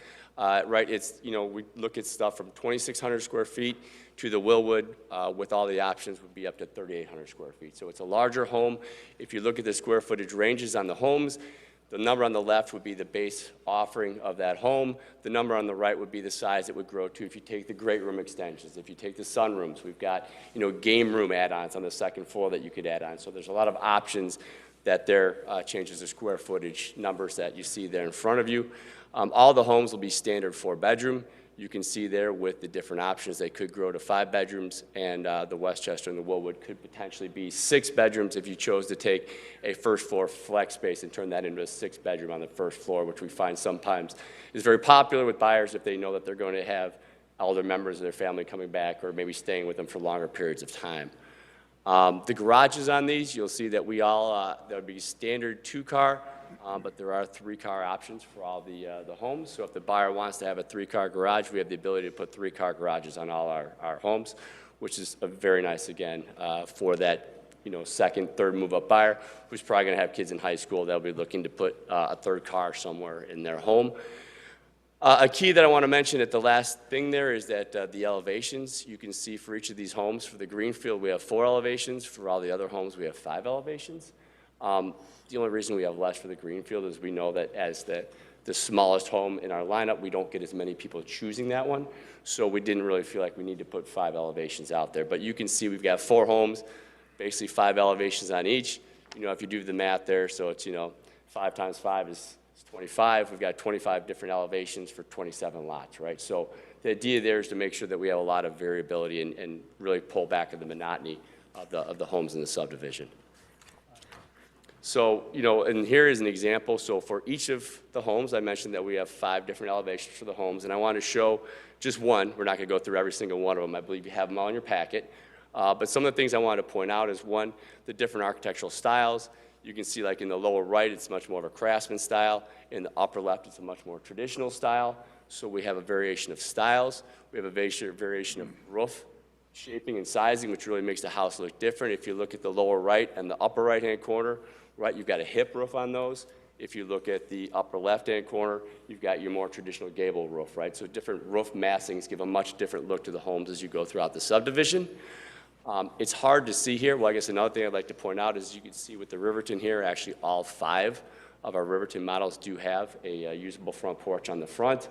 We know that's a very popular thing with our buyers today, is everyone's looking to have a nice front porch on the front of their home. And so you can see here for the Riverton, all 5 homes would have that nice front porch on the front.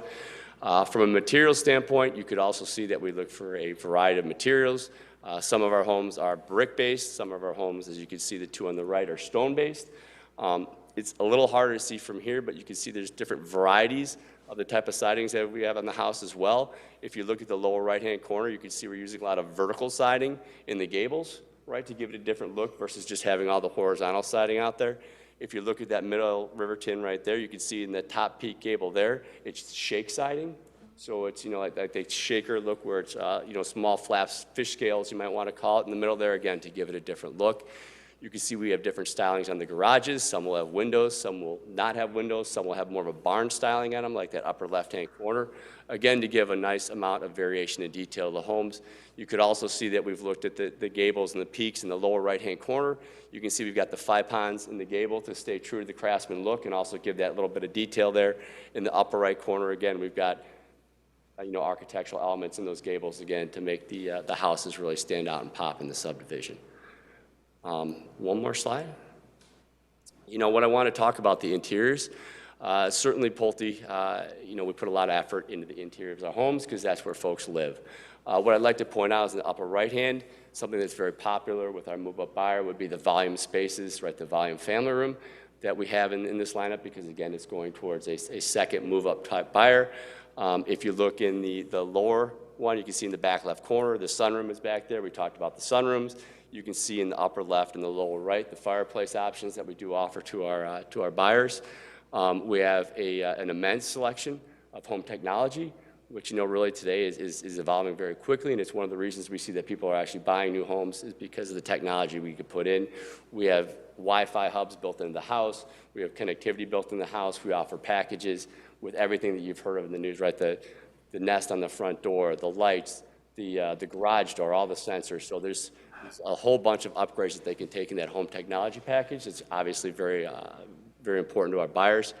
And the last thing I'd like to just point out that separates Pulte, I think, from the rest is that our headquarters in Schaumburg, which is, you know, a close drive to here, in our headquarters, we have over a 4,000 square foot design center that's built in our headquarters. And what happens is when you buy a home from Pulte, after you buy the home, you get a 4-hour appointment to come into our design center, right, and go through with one of our design professionals, and the whole place is set up. We've got 4 kitchens set up that are fully built kitchens for you to look at with all our tile options, all our counter options, all our cabinet options. We've got 2 bathrooms set up. We have an entire wall of our hardwoods that we offer. We have 2 walls of stone and tile that we offer for the inside of the houses. So instead of sending you, you know, to this tile company or over here, or meeting with you in the basement of our model with a couple samples that we hand you, we actually have a professional design center that everyone that buys a Pulte home goes to sit with our designer, spend hours, really looking, you know, we're trying to get them to obviously select the most options that we can in this process, but it's a really nice way to get buyers to put a lot of extras in their home that will only improve the valuation for the Village of Bartlett. So, any questions about the homes that we'll be building out there? Can you build any home size on any size lots? Like some of the bigger lots aren't just for the bigger homes, you can build any of them? You know, normally we do a lot fit, but because these lots are so large, They're right, big, at 10,000 plus, Right. we can fit every one of our houses on every lot. There's no restrictions as far as that goes. So when you say you have 5 different models with 5 different possible potential facades, giving you 25 potential different homes, you're not going to make somebody say, well, you can't have that one, are you? We will have a monotony code in place, which says if this house with this elevation is here, then you can't duplicate that here, here, here, and here. So that's the way we'll police it is, you're right, we're not going to make everyone take a different one, but certainly if this is selected here, that limits what you can build around it from a elevation standpoint and also from a color palette selection as well. We have 46 color palettes that buyers can choose from for the exterior of their homes, and we police that as well as the elevations in our monotony code. How many homes down can they go before the monotony code, they could do another one? It's 2 down on either side and 1 across the street. What is the price range? So we, you know, at this point in time, we don't send our plans out to bid until we get past this stage where we get our approval, so I don't know what our costs are, so our pricing will certainly fluctuate, but, you know, where we have this at today is the base pricing will be in the mid-400s. So we normally see $90,000 to $100,000 of options selected on homes like this. So base pricing in the mid-400s. We would anticipate people closing on these houses in the mid-500s. Do you know how much homeowners it's going to be cost? The association? Do you know? We do, but I don't. It's something I could probably sit down here and send a text to someone and come back to you in about 20 minutes and let you know. What those home buyers were looking at as an association fee when they moved in. I can get back to you in about 15 to 20 minutes on that one. Okay. Thank you. I don't know, but I know who to ask. I just have one, it's probably a really silly question, but and I don't know if it's the village came up with it, but how did we come up with Falcon Drive? I just bring it up because Bartlett High School's home of the Hawks, Glenbard East is the Falcons, so I don't know if that's a great idea to have a Falcon Drive right next to there. Just throwing it out there. Honestly, I I have no idea where that came from, to be honest. Christy, I don't. The names that they were proposing were originally the ones that the high school already uses for the private drives. So they had Hawk Drives already used. So I think they were trying to go along with this. Is Talon Drive available or something? at least to stick with hawks, to do with the bird. green or blue. Eagle Drive. You know, so I don't know, that would be my only suggestion for that, and I don't know if it can be changed, it might be too It's far not, along. it's not approved yet, so it could still be changed. All right, so maybe the village board can come up with some ideas or something like that. And then, is it going to be an issue, because what's going to happen is you're going to get a lot of people parking along, hopefully the name change of Falcon Drive, but people are going to be parking there when there's activities at the high school. And I just know this because I graduated from Bartlett High School, so I know that if there's parking over there, people are going to park there to go over to baseball fields or any like that, even the students after school. So I don't know if that's going to be an issue that needs to be addressed later or something now. It will be a publicly dedicated street, so you're allowed to park on a publicly dedicated street. And I agree. I know over off of Coral Drive, off of Newport by Rosika, there are signs that are put up saying no parking during ball play. So I don't know if. I think that's probably going to have to be monitored, and then maybe future signage, you know, the village can look at that. Okay. I have a question for the petitioner. Are the front yards from the street to the front door sod standard? Yes. They are. And at the former Falcon Drive, as it crosses to Hawk Hollow Drive, or Hawk Drive, is it? Is there a crosswalk there? Don't, To no, because there's no street. No, not today. I'm sorry, is there a proposed crosswalk there? And I'm not saying I'm monitored by electronic, I'm just saying crosshatches on the road. There's not a crosswalk there because that street does not exist yet. So are you asking, is that a I'm asking if possibility? is it proposed, or can we add it? Because I do know that kids are going to be running back and forth, and I'd like to limit or channel it to a certain point. Well, I think that's something that we could talk to the developer. Crosshatched on the ground. In the history of Bartlett High School, that year that Bartlett High School opened, Had a, there was an accident on Army Trail Road where a student was killed crossing the street yeah. from that. And he was, So they changed that, though, where even at Kenyon Woods, any resident that lives, regardless if it's across the street and there's no crosswalk, that student is bused. I'm not saying that, I'm talking about just general kids walking across the street. We need to do our best to make sure that they are protected and channeled into the right crossing area. So I personally would like to see that, as that road is constructed, to see a painted crosswalk there. If the entity that owns the road would allow us to, Pulte has no issue with painting that crosswalk as we do our. Especially since there's a park there. But again, you know, the entity that owns the road may have an issue with it. Okay. We'll check with Public Works. Okay. Good point.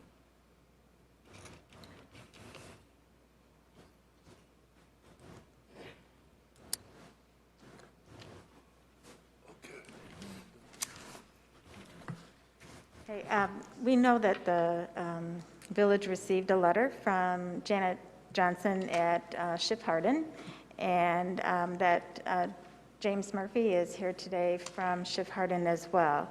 So because of that, I would like to have my engineer do a little bit of presentation to talk about the stormwater management that's on the site, the wetlands, the site-specific floodplain, and the drainage, so that you all have an idea of what will be happening on that site.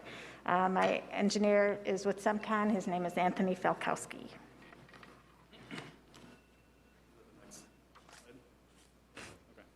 Can you hit it to the next slide? I'm Anthony Falkowski with SEMCON. I'm an engineer at SEMCON. Is it the next one? Yes, so the existing site drains in two directions. It drains to the northwest corner, and the flow to that is about 19.52 CFS. The second discharge from the site is to the southwest through the wetlands to an existing drain tile that leaves our site and proceeds through the adjacent property to the west. With the development, we have to follow DuPage County's ordinance, and we have to meet their allowable release rate at 0.1 CFS per acre of release. And the way we are establishing that, DuPage also has a requirement on their wetlands that we cannot do an indirect impact. We have to have the wetlands act as they were if they were not even touched. So we have two discharge points. We have RCP pipe with a restrictor that is going to discharge directly to the wetlands, and then will discharge to the pre-existing drain tile through the adjacent property. The primary discharge point will be at the north. That'll be a 3-inch restrictor that will substantially be reducing the flow from the existing features of the site to the proposed conditions. So there is, and with this site is not mapped FEMA floodplain, but with DuPage County's ordinance, any site that has over 100 acres tributary to it, you have to do a study and distinguish a base flood elevation for the site. And we did that study, and that is why that corner is undevelopable. And I think that's about it I have on that. Was there any questions? So not only was it undevelopable, but you couldn't locate the detention basin within it? You can't, no. That's so your outfall has to go under that grade and then get out? Our outfall is discharging directly to grade in that corner. It was recommended by the city of Bartlett not to directly connect into the drain tiles. The drain tiles are designed for low flow applications. So where the northerly arrow is off of the detention basin, that outflow then is over grade? Yes, it's overland, yeah. Exit overland and then exit. The flow is substantially reduced. It is, if in the existing condition, it's roughly 19.5 CFS, and with our 3-inch restrictor, we're only reducing 0.4 CFS per acre. All right, so the retaining wall that's behind those lots there, how high is that? It's a 2-foot retaining wall. Okay. 2 to 2.5 feet. Okay. And that is I'm just starting to understand what's going on. Thank you. Partially. So what's the issue with the neighboring? Oh, I'm sorry. So the issue with it is they recommended that we tie directly into the drain tiles with our outfall, so we didn't have any overland flow. The issue with that is Bartlett has brought to our attention that they do not, with the design, they don't want us discharging directly to a drain tile. We don't know the conditions of this drain tile. We don't know if it's back pitched. We don't know the flow capacity, and relatively good engineering practice, you don't tie directly into a drain tile with flow. It's only designed for a low flow.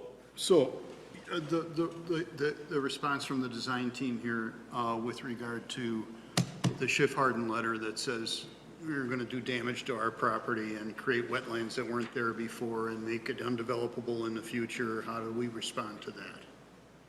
One of the points that they brought up was there was a volume issue with all the impervious area we're providing.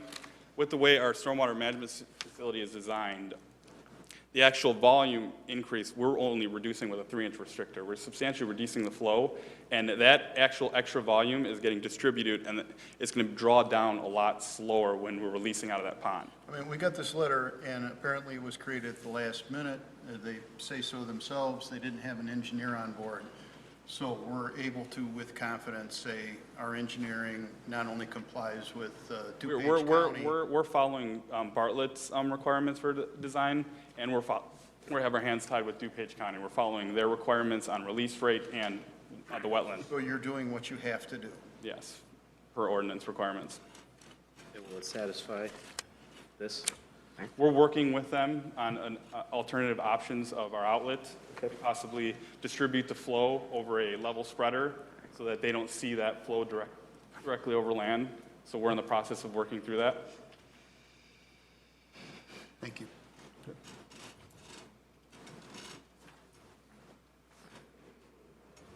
Sorry. Is that it? No other questions? My question.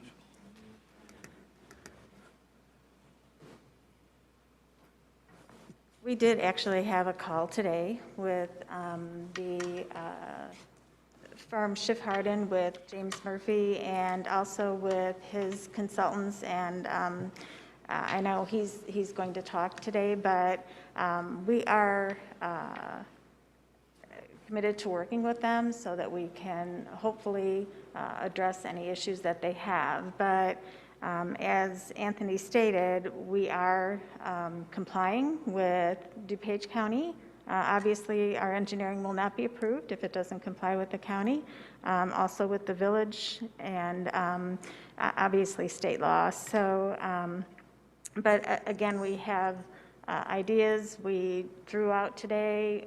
We're going to prepare some plans for their engineers to review so that by the time we get to COW, we hope that we have a plan in place between all of us so that they'll be, their concerns are alleviated and our site will still be operational as it is. So the staff recommendations, we are basically in compliance with them. We do know that they want approval of engineering, and as I stated, we're going to work with the neighbor next door so that we can hopefully get that engineering approved. The landscape plan, they did ask us for the trees for the park district, which our landscape architect was able to put together pretty quickly. The DuPage County stormwater approval, we're expecting those comments back on Monday, and we of course will comply with DuPage County stormwater. The recapture fee, I know that was in there when we went through the process to put in the roadway to the north, which is that property is owned by the trust property. We worked out an agreement with them that we would put the road in on their property and they would forgive that recapture. I have the agreement, it's been given to your village attorney, but we'll work with them on making sure that condition is satisfied as well. Park district approval, we've worked really hard with Rita to try to make sure we can address what she wants for the park district. The disclosures, we will definitely, Pulte does a really good job of disclosing to property owners about what's out there. So disclosing that there's a high school with sports activities and fields and stuff will be disclosed. The fencing, the berming, all those things will be satisfied through the process. And then the map amendment, special use, basically the special use for the map amendment, we basically need to address the fact that the special use, not the map amendment, but the special use that the water will not cause extra flooding in the village, those types of things. And our engineering obviously will make sure that that doesn't happen as we go through the process with the village and with DuPage County. So we are asking that the Plan Commission give us a positive recommendation to the village board, and are here to answer any other questions that you might have. Thank you.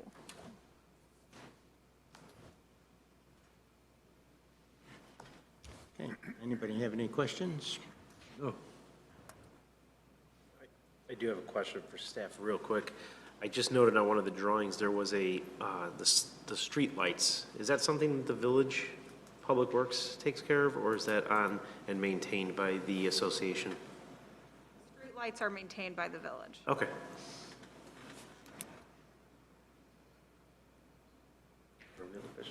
Okay, and at this time, we'll open it to the public. Again, if you have a question or comment, there's a witness form on that little counter back over there. And we ask that you keep it down to 3 minutes. Keith Yawn.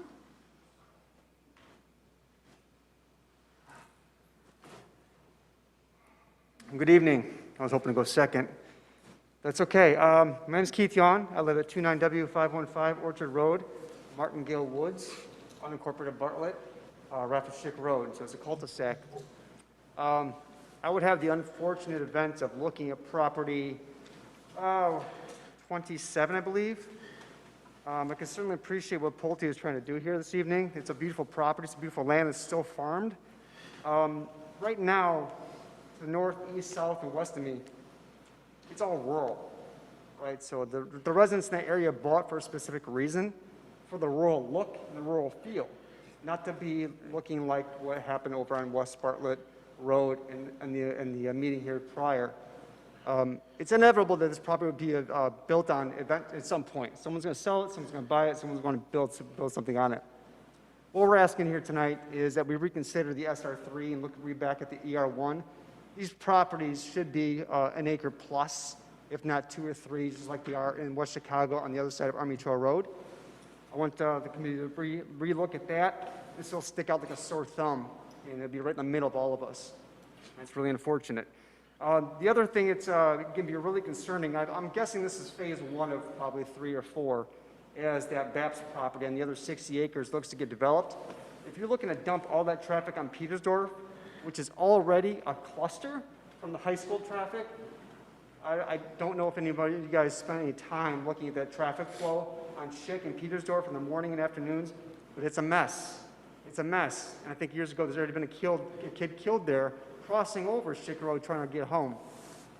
So as you look to phase in this in other homes in the area, if you dump it all in Petersdorf, it's bad. I avoided going to work. I go the long way to work, so I don't have to go through the high school traffic. Ballpark, parking, yeah, you nailed it. People will be parking that road all the time, as I would. There's not a lot of great parking over there. It's only the high school. We have people parking our streets every once in a while for major events. Falcon Drive, I guess there's a gate at the end of that drive, so I'm going to guess if this is phase 1 of many. And that's probably my primary concern. Since I'm on the north side of that property, a lot of my stormwater, since we do not have drains, goes down my property and into the easement of the field, and I'm dependent of that northeast corner to have all that stormwater taken away from my property. If it's blocked, or if there's elevated properties on that farmland, I'm concerned gravely that I'm going to start seeing backup of stormwater, which is a lot, because I take on a lot of the neighborhood's water down my property, but I'm dependent of it dumping in the field. So right now, that's one of my primary concerns is stormwater and retention and where that water is going to go from the unincorporated area on the north side of that property. So if we are going to build here, if you guys are looking to make money and people want to make money, I suppose, ER1 is the way to go, but that's the way I'm going to look at it right now. So I'm going to say no to the SR3. I think it's a really bad idea for the look of the neighborhood. We don't want subdivisions. We want rural. That's what we all bought there. I've been there 14 years, and that's why I like to stay there. I think it's all I got right now. So I'd say no to the annex. Thank you. James Murphy.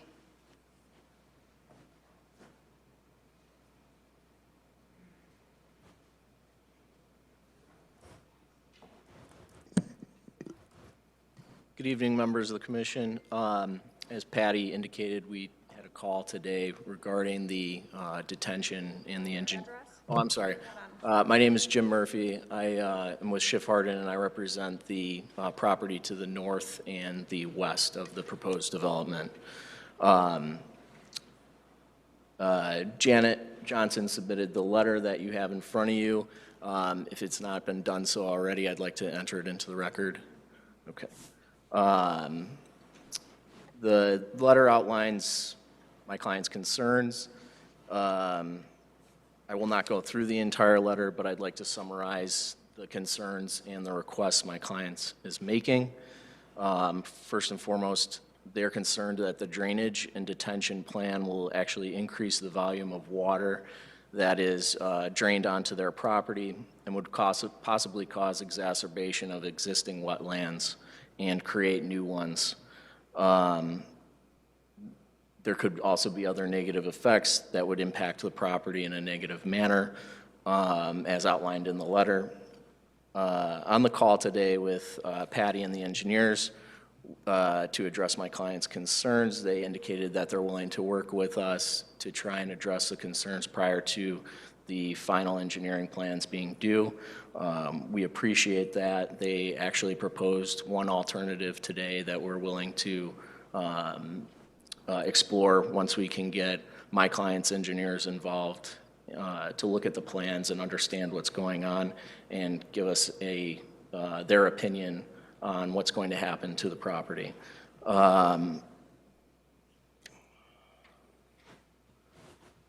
My client has an additional concern that whatever drainage and detention systems are constructed, they must have someone responsible for maintaining, repairing, and replacing them. It sounds like there will be an HOA created as a part of this development, but we would like in that HOA document, the declaration to say that the homeowners association and the property owners are responsible for maintaining, repairing, and replacing these systems so that they don't fall into disrepair.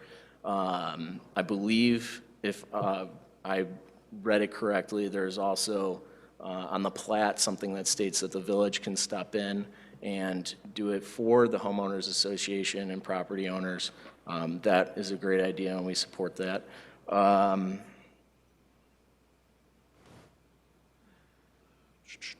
Just make sure I don't miss anything. And that's it. If anybody has any questions for me, I'm willing to answer them.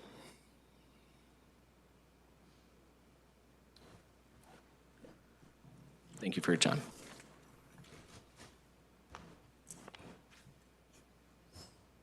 Jackie Edler.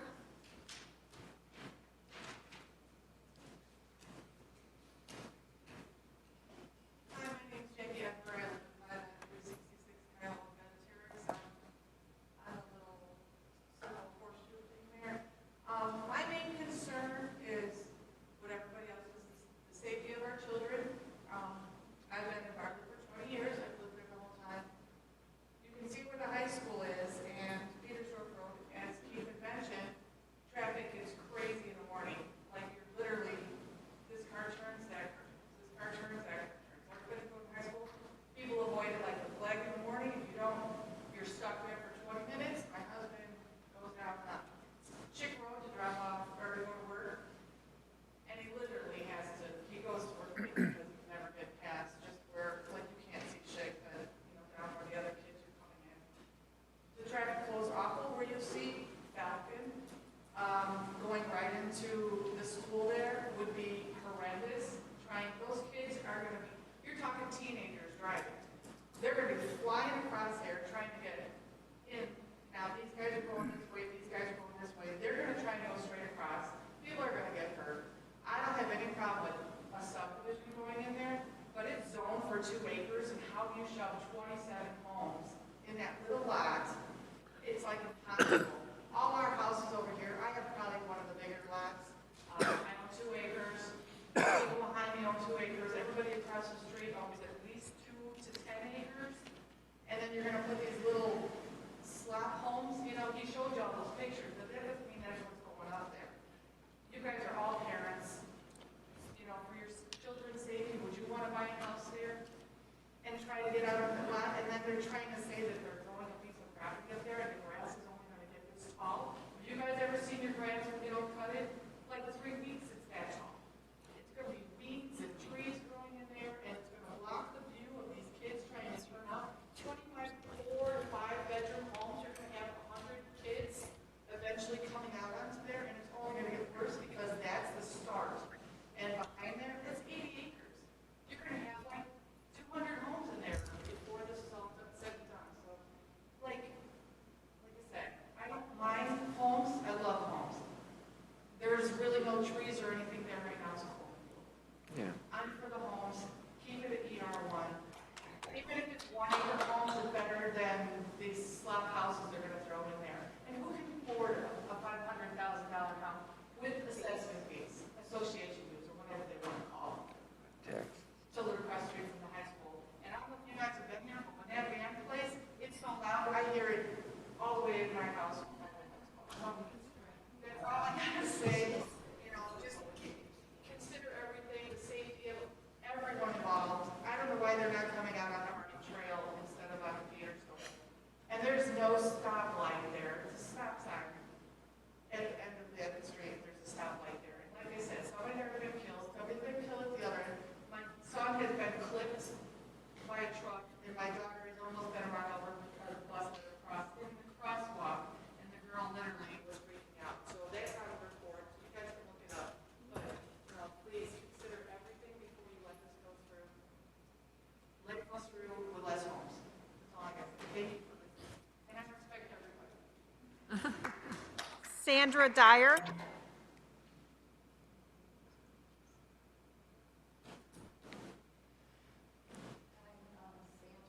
29W 600 Schick Road, Bartlett. I have a few different questions. I would like to know what you are using as the precedence for these less than quarter acre lots. As you can see from that map, there is nothing even close to that size. And I have a feeling that the reason that they're trying to get annexed into Bartlett is because DuPage County would not allow this subdivision to go in because it does not conform to anything in the area. Can somebody please tell me where the closest 10,000 square foot lots are around this area? Certainly something has been set as a precedent. No? I think if you ask all of your questions, then the petitioner can respond in. Okay, so I'd like to know where the closest, what you're using as a precedent and where the closest 10,000 square foot lots are. Because right now it is in ER1, which is a minimum of 2 acres. So basically what they are trying to do here is you're trying to put 27 homes on 9 acres. It's not 14 acres, because by the time you take away the retention area and the park, that brings it down to 9 acres. That is a lot of houses on that small lot. Also, I would like to also say about the concerns of the traffic. Petersdorf is bad and Schick Road is a nightmare. I'd also like to see what the traffic impact study is for this subdivision. So I want to know where the closest 10,000 square foot lots are so that there is a precedent, and where the traffic study, impact study I would like to see. Also, when you make these smaller lots, because of those other 2 parcels that BAP owns right now, that is setting a precedent, these small lots. So how many houses can be crammed then on that 60 acres, which is what that total is? It is going to affect a lot of things in this area. They can put up these fancy homes and it looks real nice on this screen, but that is not conducive to the rest of the area. And it is a concern. Let's see, what else do I have? And I do kind of feel that it will devalue the existing properties around there because they are large properties. That's why people have moved there. There are plenty of areas in the city of Bartlett, not unincorporated DuPage County, where there are lots of subdivisions like this. Do we really need to break up some of the last existing land in unincorporated Bartlett by putting up more of these types of homes? Let's see. And like I say, really the traffic on Schick and Petersdorf is just terrible already. Particularly in the mornings, but all day long. And that is going to add a lot more traffic to Schick Road and Petersdorf. Right now, I live on Schick Road, and people are doing 60 down there. And maybe that a study has been done, and it's not going to affect the traffic on Schick and Petersdorf, but I can't see how that's possibly going to happen. Again, particularly when this is going to set a precedence for that entire parcel of 60 acres. Okay, thank you. Thank you for your time. That's all I have. Did anyone else fill out a form?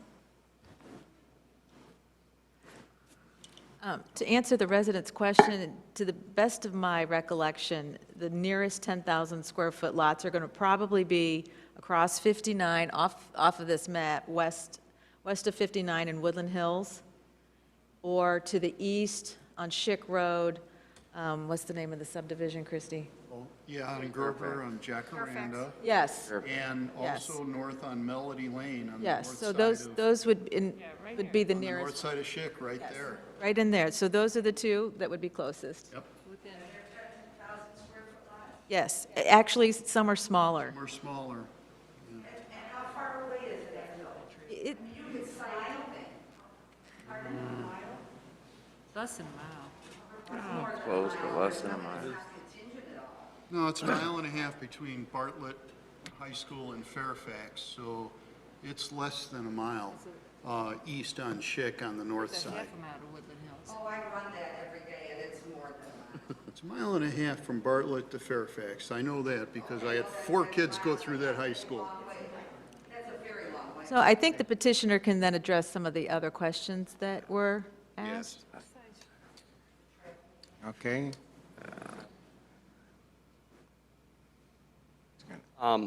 So I think one thing I want to touch back on was one of the questions I got earlier. I did get an answer for you. So it's going to be $140 a month per resident, per home for our homeowners association. So that's going to generate about $45,000 a year will be our budget for our homeowners association. Of that $45,000 a year, about $15,000 will go towards specifically the maintenance of the stormwater detention areas. $5,000 a year will be put in reserves in the event that there's any future issues that need to be fixed for those detention areas. The remainder of the monies are going to go towards maintaining the other open common areas, the landscaping on the berm, and the replanting of issues on the berm, as well as dealing with any issues with the wood fence. So again, it's going to be a $45,000 per year budget, $140 a month per residence, and of that, $15,000 of that is specifically targeted for the maintenance of those detention areas. Top of that, as I think we're all aware, in the event that for some reason the funds weren't there for the homeowners association, there will be a backup SSA that the village could then enact to produce those funds out of the residents to pay for those things. But again, I just want to state that Pulte is very careful with our homeowners associations. We do a very good job of setting those associations up, and we also do a very good job of setting up budgets so that there really is excess money in those associations rather than shortfalls, because we want to make sure our communities are looking good and in good shape in the long term, not just the short term. So again, $45,000 a year homeowners association budget for 27 houses. Thank you. If there's no other questions from the public portion is closed.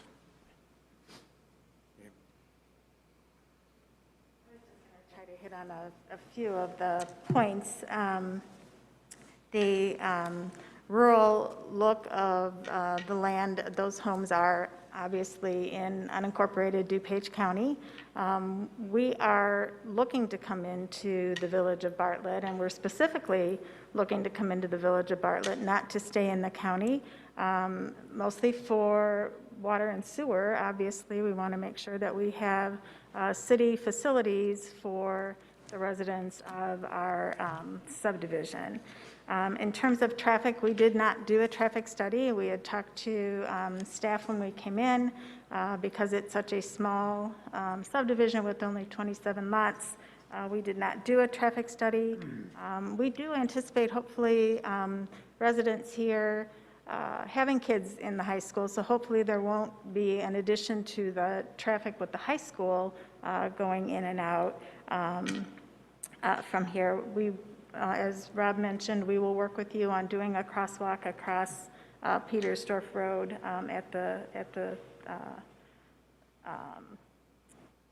the end of Falcon Drive or Hawk Drive or Talon Drive, whatever we end up calling it. So I'm a little insulted by slop houses. I think the houses that Pulte puts up, and they have subdivisions, all over Illinois and other states, and they do put up very nice houses, $450,000 to $550,000 homes that, people buy, and at that amount they are going to take care of it, and their homeowners association is also going to make sure that they take care of those houses. In terms of setting a precedent for the BAPS property, we are coming in on our subdivision. We don't own any of the rest of the property out there. We don't know what's going to happen with any of the rest of the property out there. We are just looking at getting our property zoned and approved and building houses in the village of Bartlett. And I think that's kind of it. So if there's any other ones that you would like me to address, I'll be happy to do that. So. Okay, thank you. Any questions from the members? One, I'm sorry, I know it's a late hour. For SEMCON, if it's okay? Engineering question. Okay. With regard to stormwater and the discharge on the site right now to the north, once this detention basin stormwater management system is installed, what will be the delta between the discharge to the north today and when its project's finished? You have it in your PowerPoint?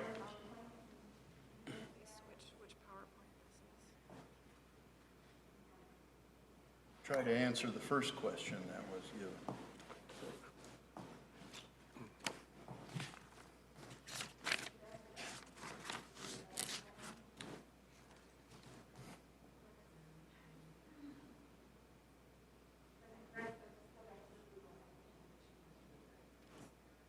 To which one?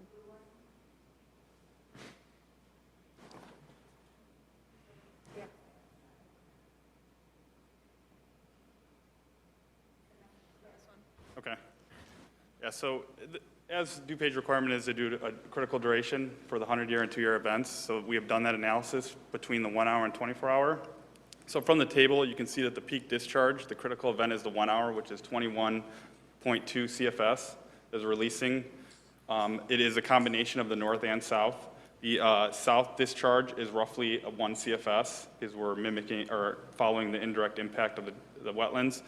But then the critical duration for the proposed project is the 24-hour, which is 1.5 CFS. So we are drastically, significantly lowering that. So if I'm reading it right, existing peak discharge for the 1 hour is 21.22?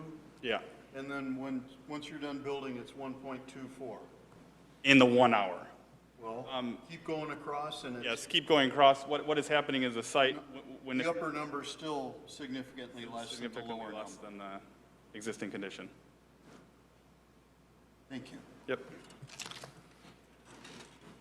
Any further questions?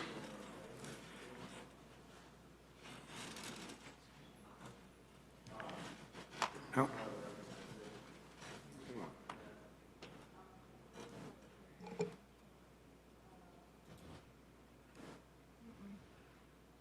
All right, then is there a motion to approve the petitioner's request subject to the conditions and finding of fact? Second. Or a second? Yes. Okay. Any further discussion? Secretary, call the roll. Austin Hopkins, Yes. Dan Gunstein, Yes. Mark Hopkins, Yes. Tim Rednauer, Yes. John Mieso, Yes. Diane Nagel. Yes. Motion carried. Okay, thank you.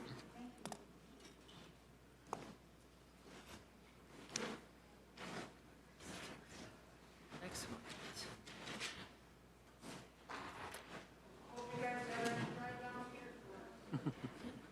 I do all the time. I'm moving. I don't know how much time I've spent at those fields. My kids were in the band. It's a crappy picture here. You ride our Real bikes. view. I just live in a trailer and it thinks that these 10,000 Yes. over there? So far, you're the only one. The one that I downsized from was 6,700 feet. Wish they'd given us, we assume that the rest of this property is not going to be mixed business park. There's Brewster Creek. Oh, my God. They're unincorporated. In which case, no, Oh, well, you know, you get what you get in unincorporated.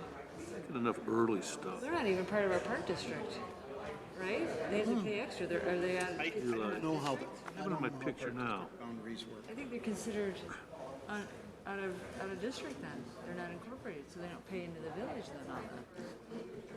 Yeah, I have his. I'm not real sure. It's my lot, which seems big enough to me when I mow it. Uno mas? Yeah. We could do this thing. Big enough. We're almost there. I live in a We haven't done this in a long while. You guys need a break, or are we going to move one more? One more? Remember the peaker plant? Holy cow. I couldn't tell. I mean, Next item on our agenda there's only 29 of them. is number 20-06, Lot 12B, Brewster Creek Business Park, site plan review, special use permit for Hey, guys. truck trailer, We've got more meeting to do. We also have that. and this is a public hearing. Also have that one in Bartlett that they built by that horse farm. That was just only has one entryway, and that's just a quick shot in and out. Oh, that's right. I do. Right, we got one more to do. And it's a public hearing. Again, if anyone has any comments or questions, there's a witness form to fill out in the back over there and hand it in to the staff, and we will call you at the appropriate time.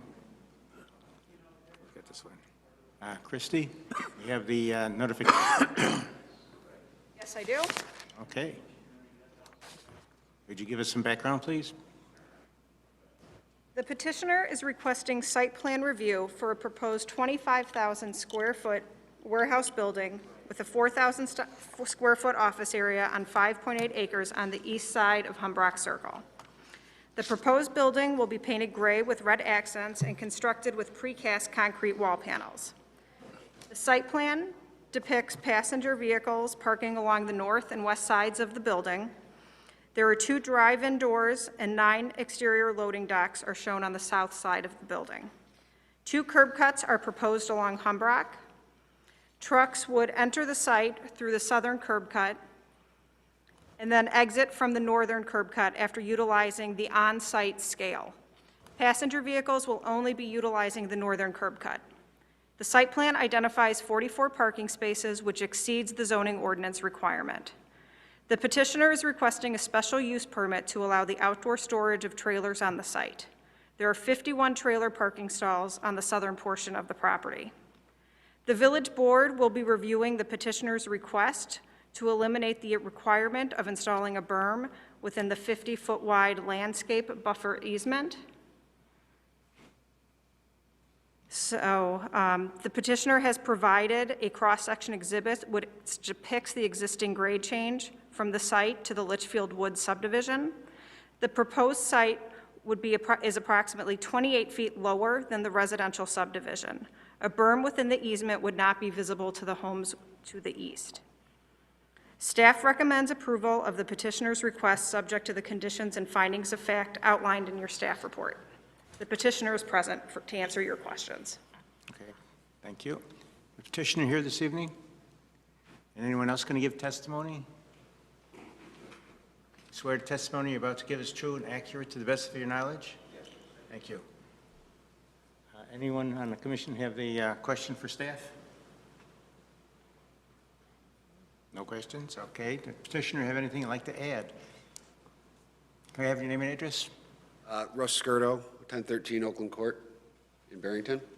I've been working on the site, and as usual, it's always fun to work with staff. They do a better job at presenting than I do ever, so I have nothing, just if there's any questions, I'm here to answer them. Go ahead. Sure. Is there a reason the scale is out in front? It's the easiest access. It's the way they can get in and out. If you don't mind, my name is Patrick Clancy. I'm the attorney for the potential user. The scale isn't right. It's out in front because that's the easiest access when, per Department of Transportation standards, trucks have to be weighed to show their goods when they leave and when they finally arrive at a final destination. In and out. Is it an elevated scale, like you'd see at a truck stop? It's in the ground. Right. Is it paved on top of it, like with a? Right. You'd see the outline of it. Yeah. And then where is the request for landscaping buffer? So they're requesting an amendment. The village board is actually who is able to approve that. It's an amendment to ordinance 2000-54. So at the time that the Brewster Creek Business Park Subdivision Unit 2 was approved, the grading for this portion of the site hadn't been completed, so we weren't aware of what the grade changes were between this property and the subdivision to the east. So the village board thought an 11-foot berm would help buffer the properties without realizing that the site is already significantly below where the subdivision currently is at. So once we've gotten the new information, we're realizing that that berm is unnecessary.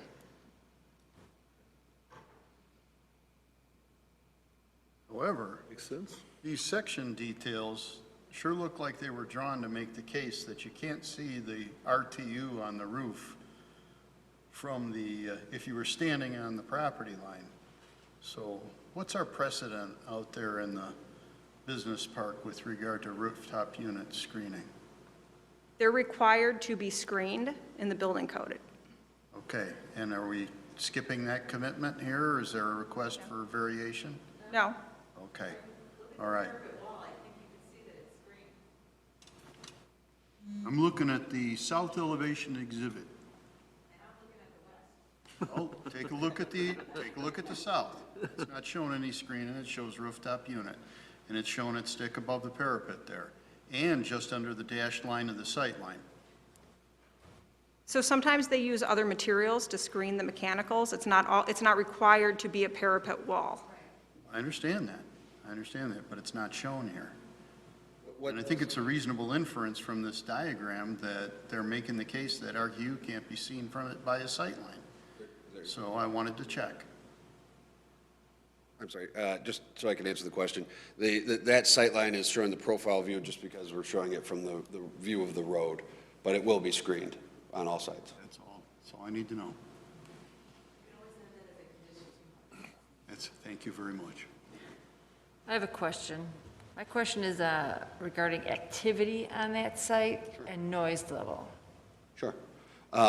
They don't leave trucks running. So basically what this is truckers come in, they unload their goods, they take a break.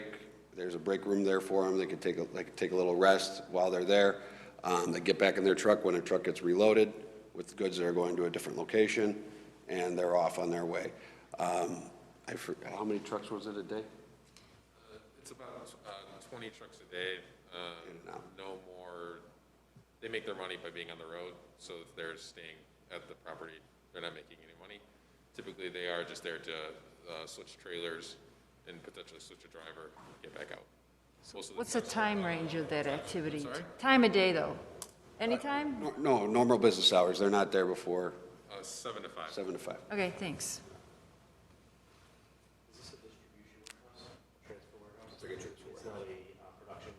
No production, right. I think the concern was that some of those buildings over there have heavy ventilation on the walls. Right. They've added, and it's loud, so I think that was part of the question. Well, part of it, I mean, and we don't ask that question, and we don't think about it until we then later hear it, and the residents hear it a little closer to. Right. We've built almost every building in that park, so we know exactly what's going in and out of there. This is situated pretty far tucked back in the corner and down below. It's pretty well hidden. And the trucks that are out in the storage area, they're dropping a trailer, the truck goes, parks, and then they switch the driver, they're in and out. There's not a lot of excess noise. They're not honking horns and pulling in and stuff like that. Yeah, and normal business hours. Normal business hours, right. Any further questions? No? No. This time we'll open it up to the public. Do we have any? Jason Zaley?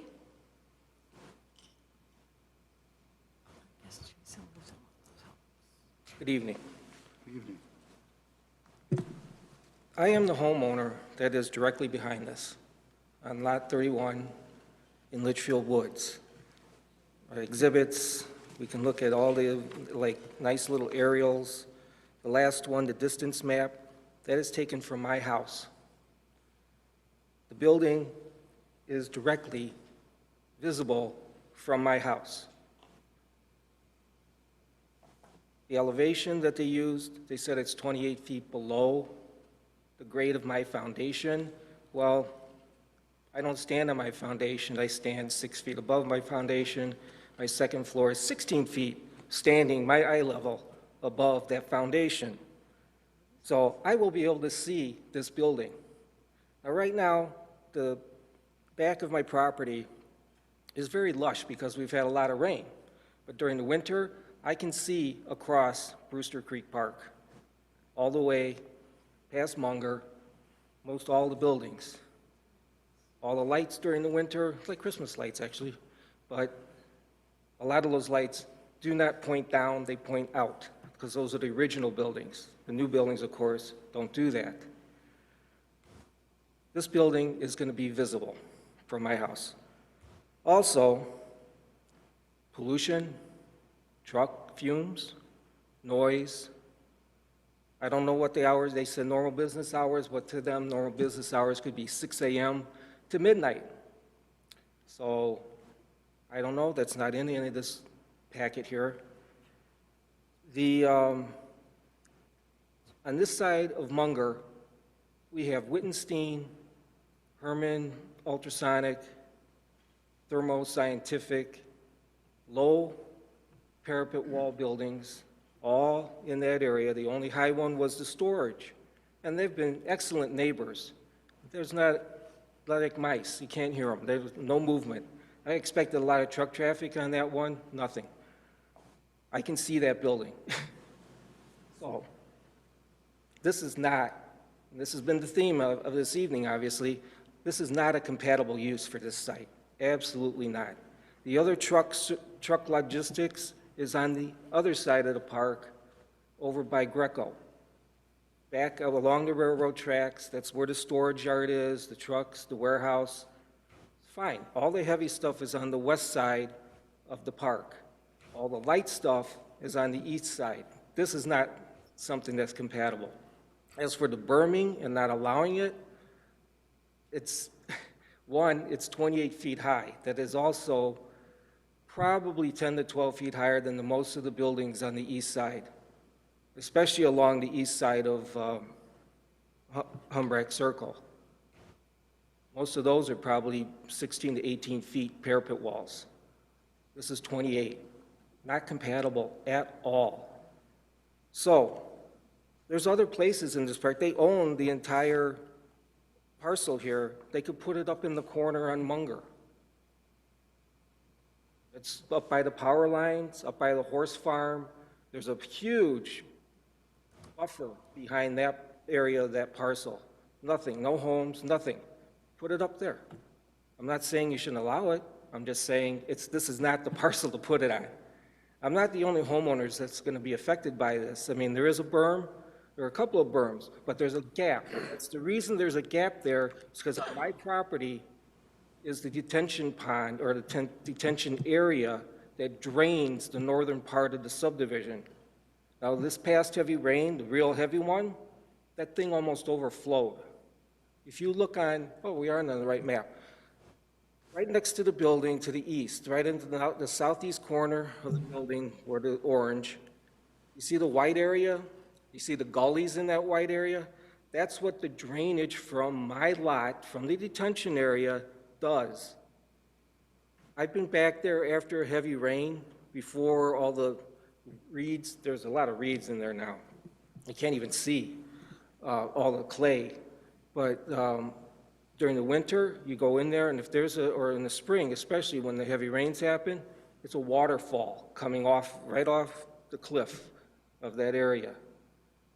I think you better talk to Public Works, because Public Works comes out when the thing clogs up and gets it to drain, and then, of course, it takes a while to drain, too, but it does.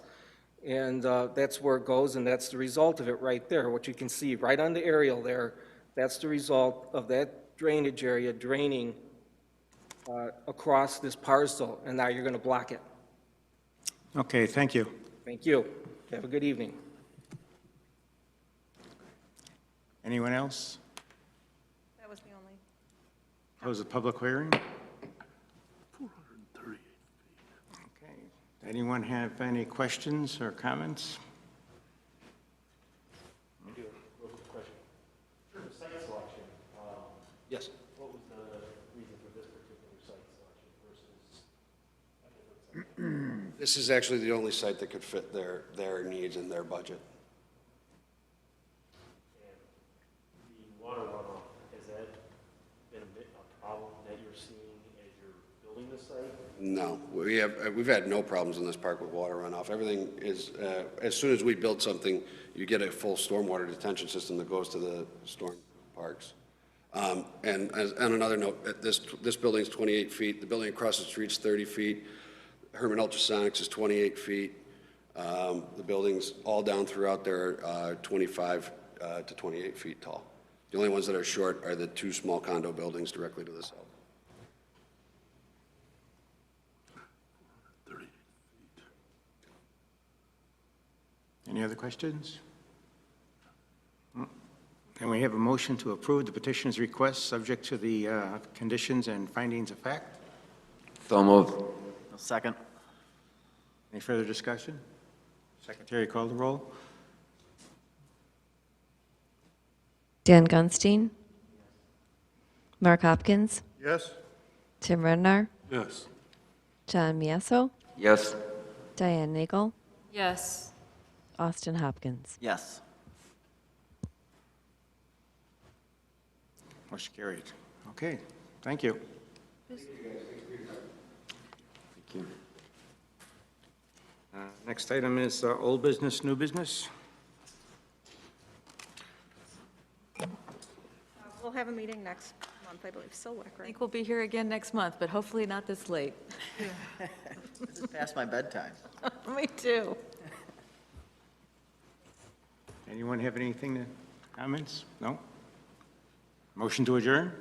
So moved. Second. All in favor? Aye. Opposed? Ayes, got it, we're out. Let me turn this off. Controversial stuff next month? Go off. That's the same kind of going on.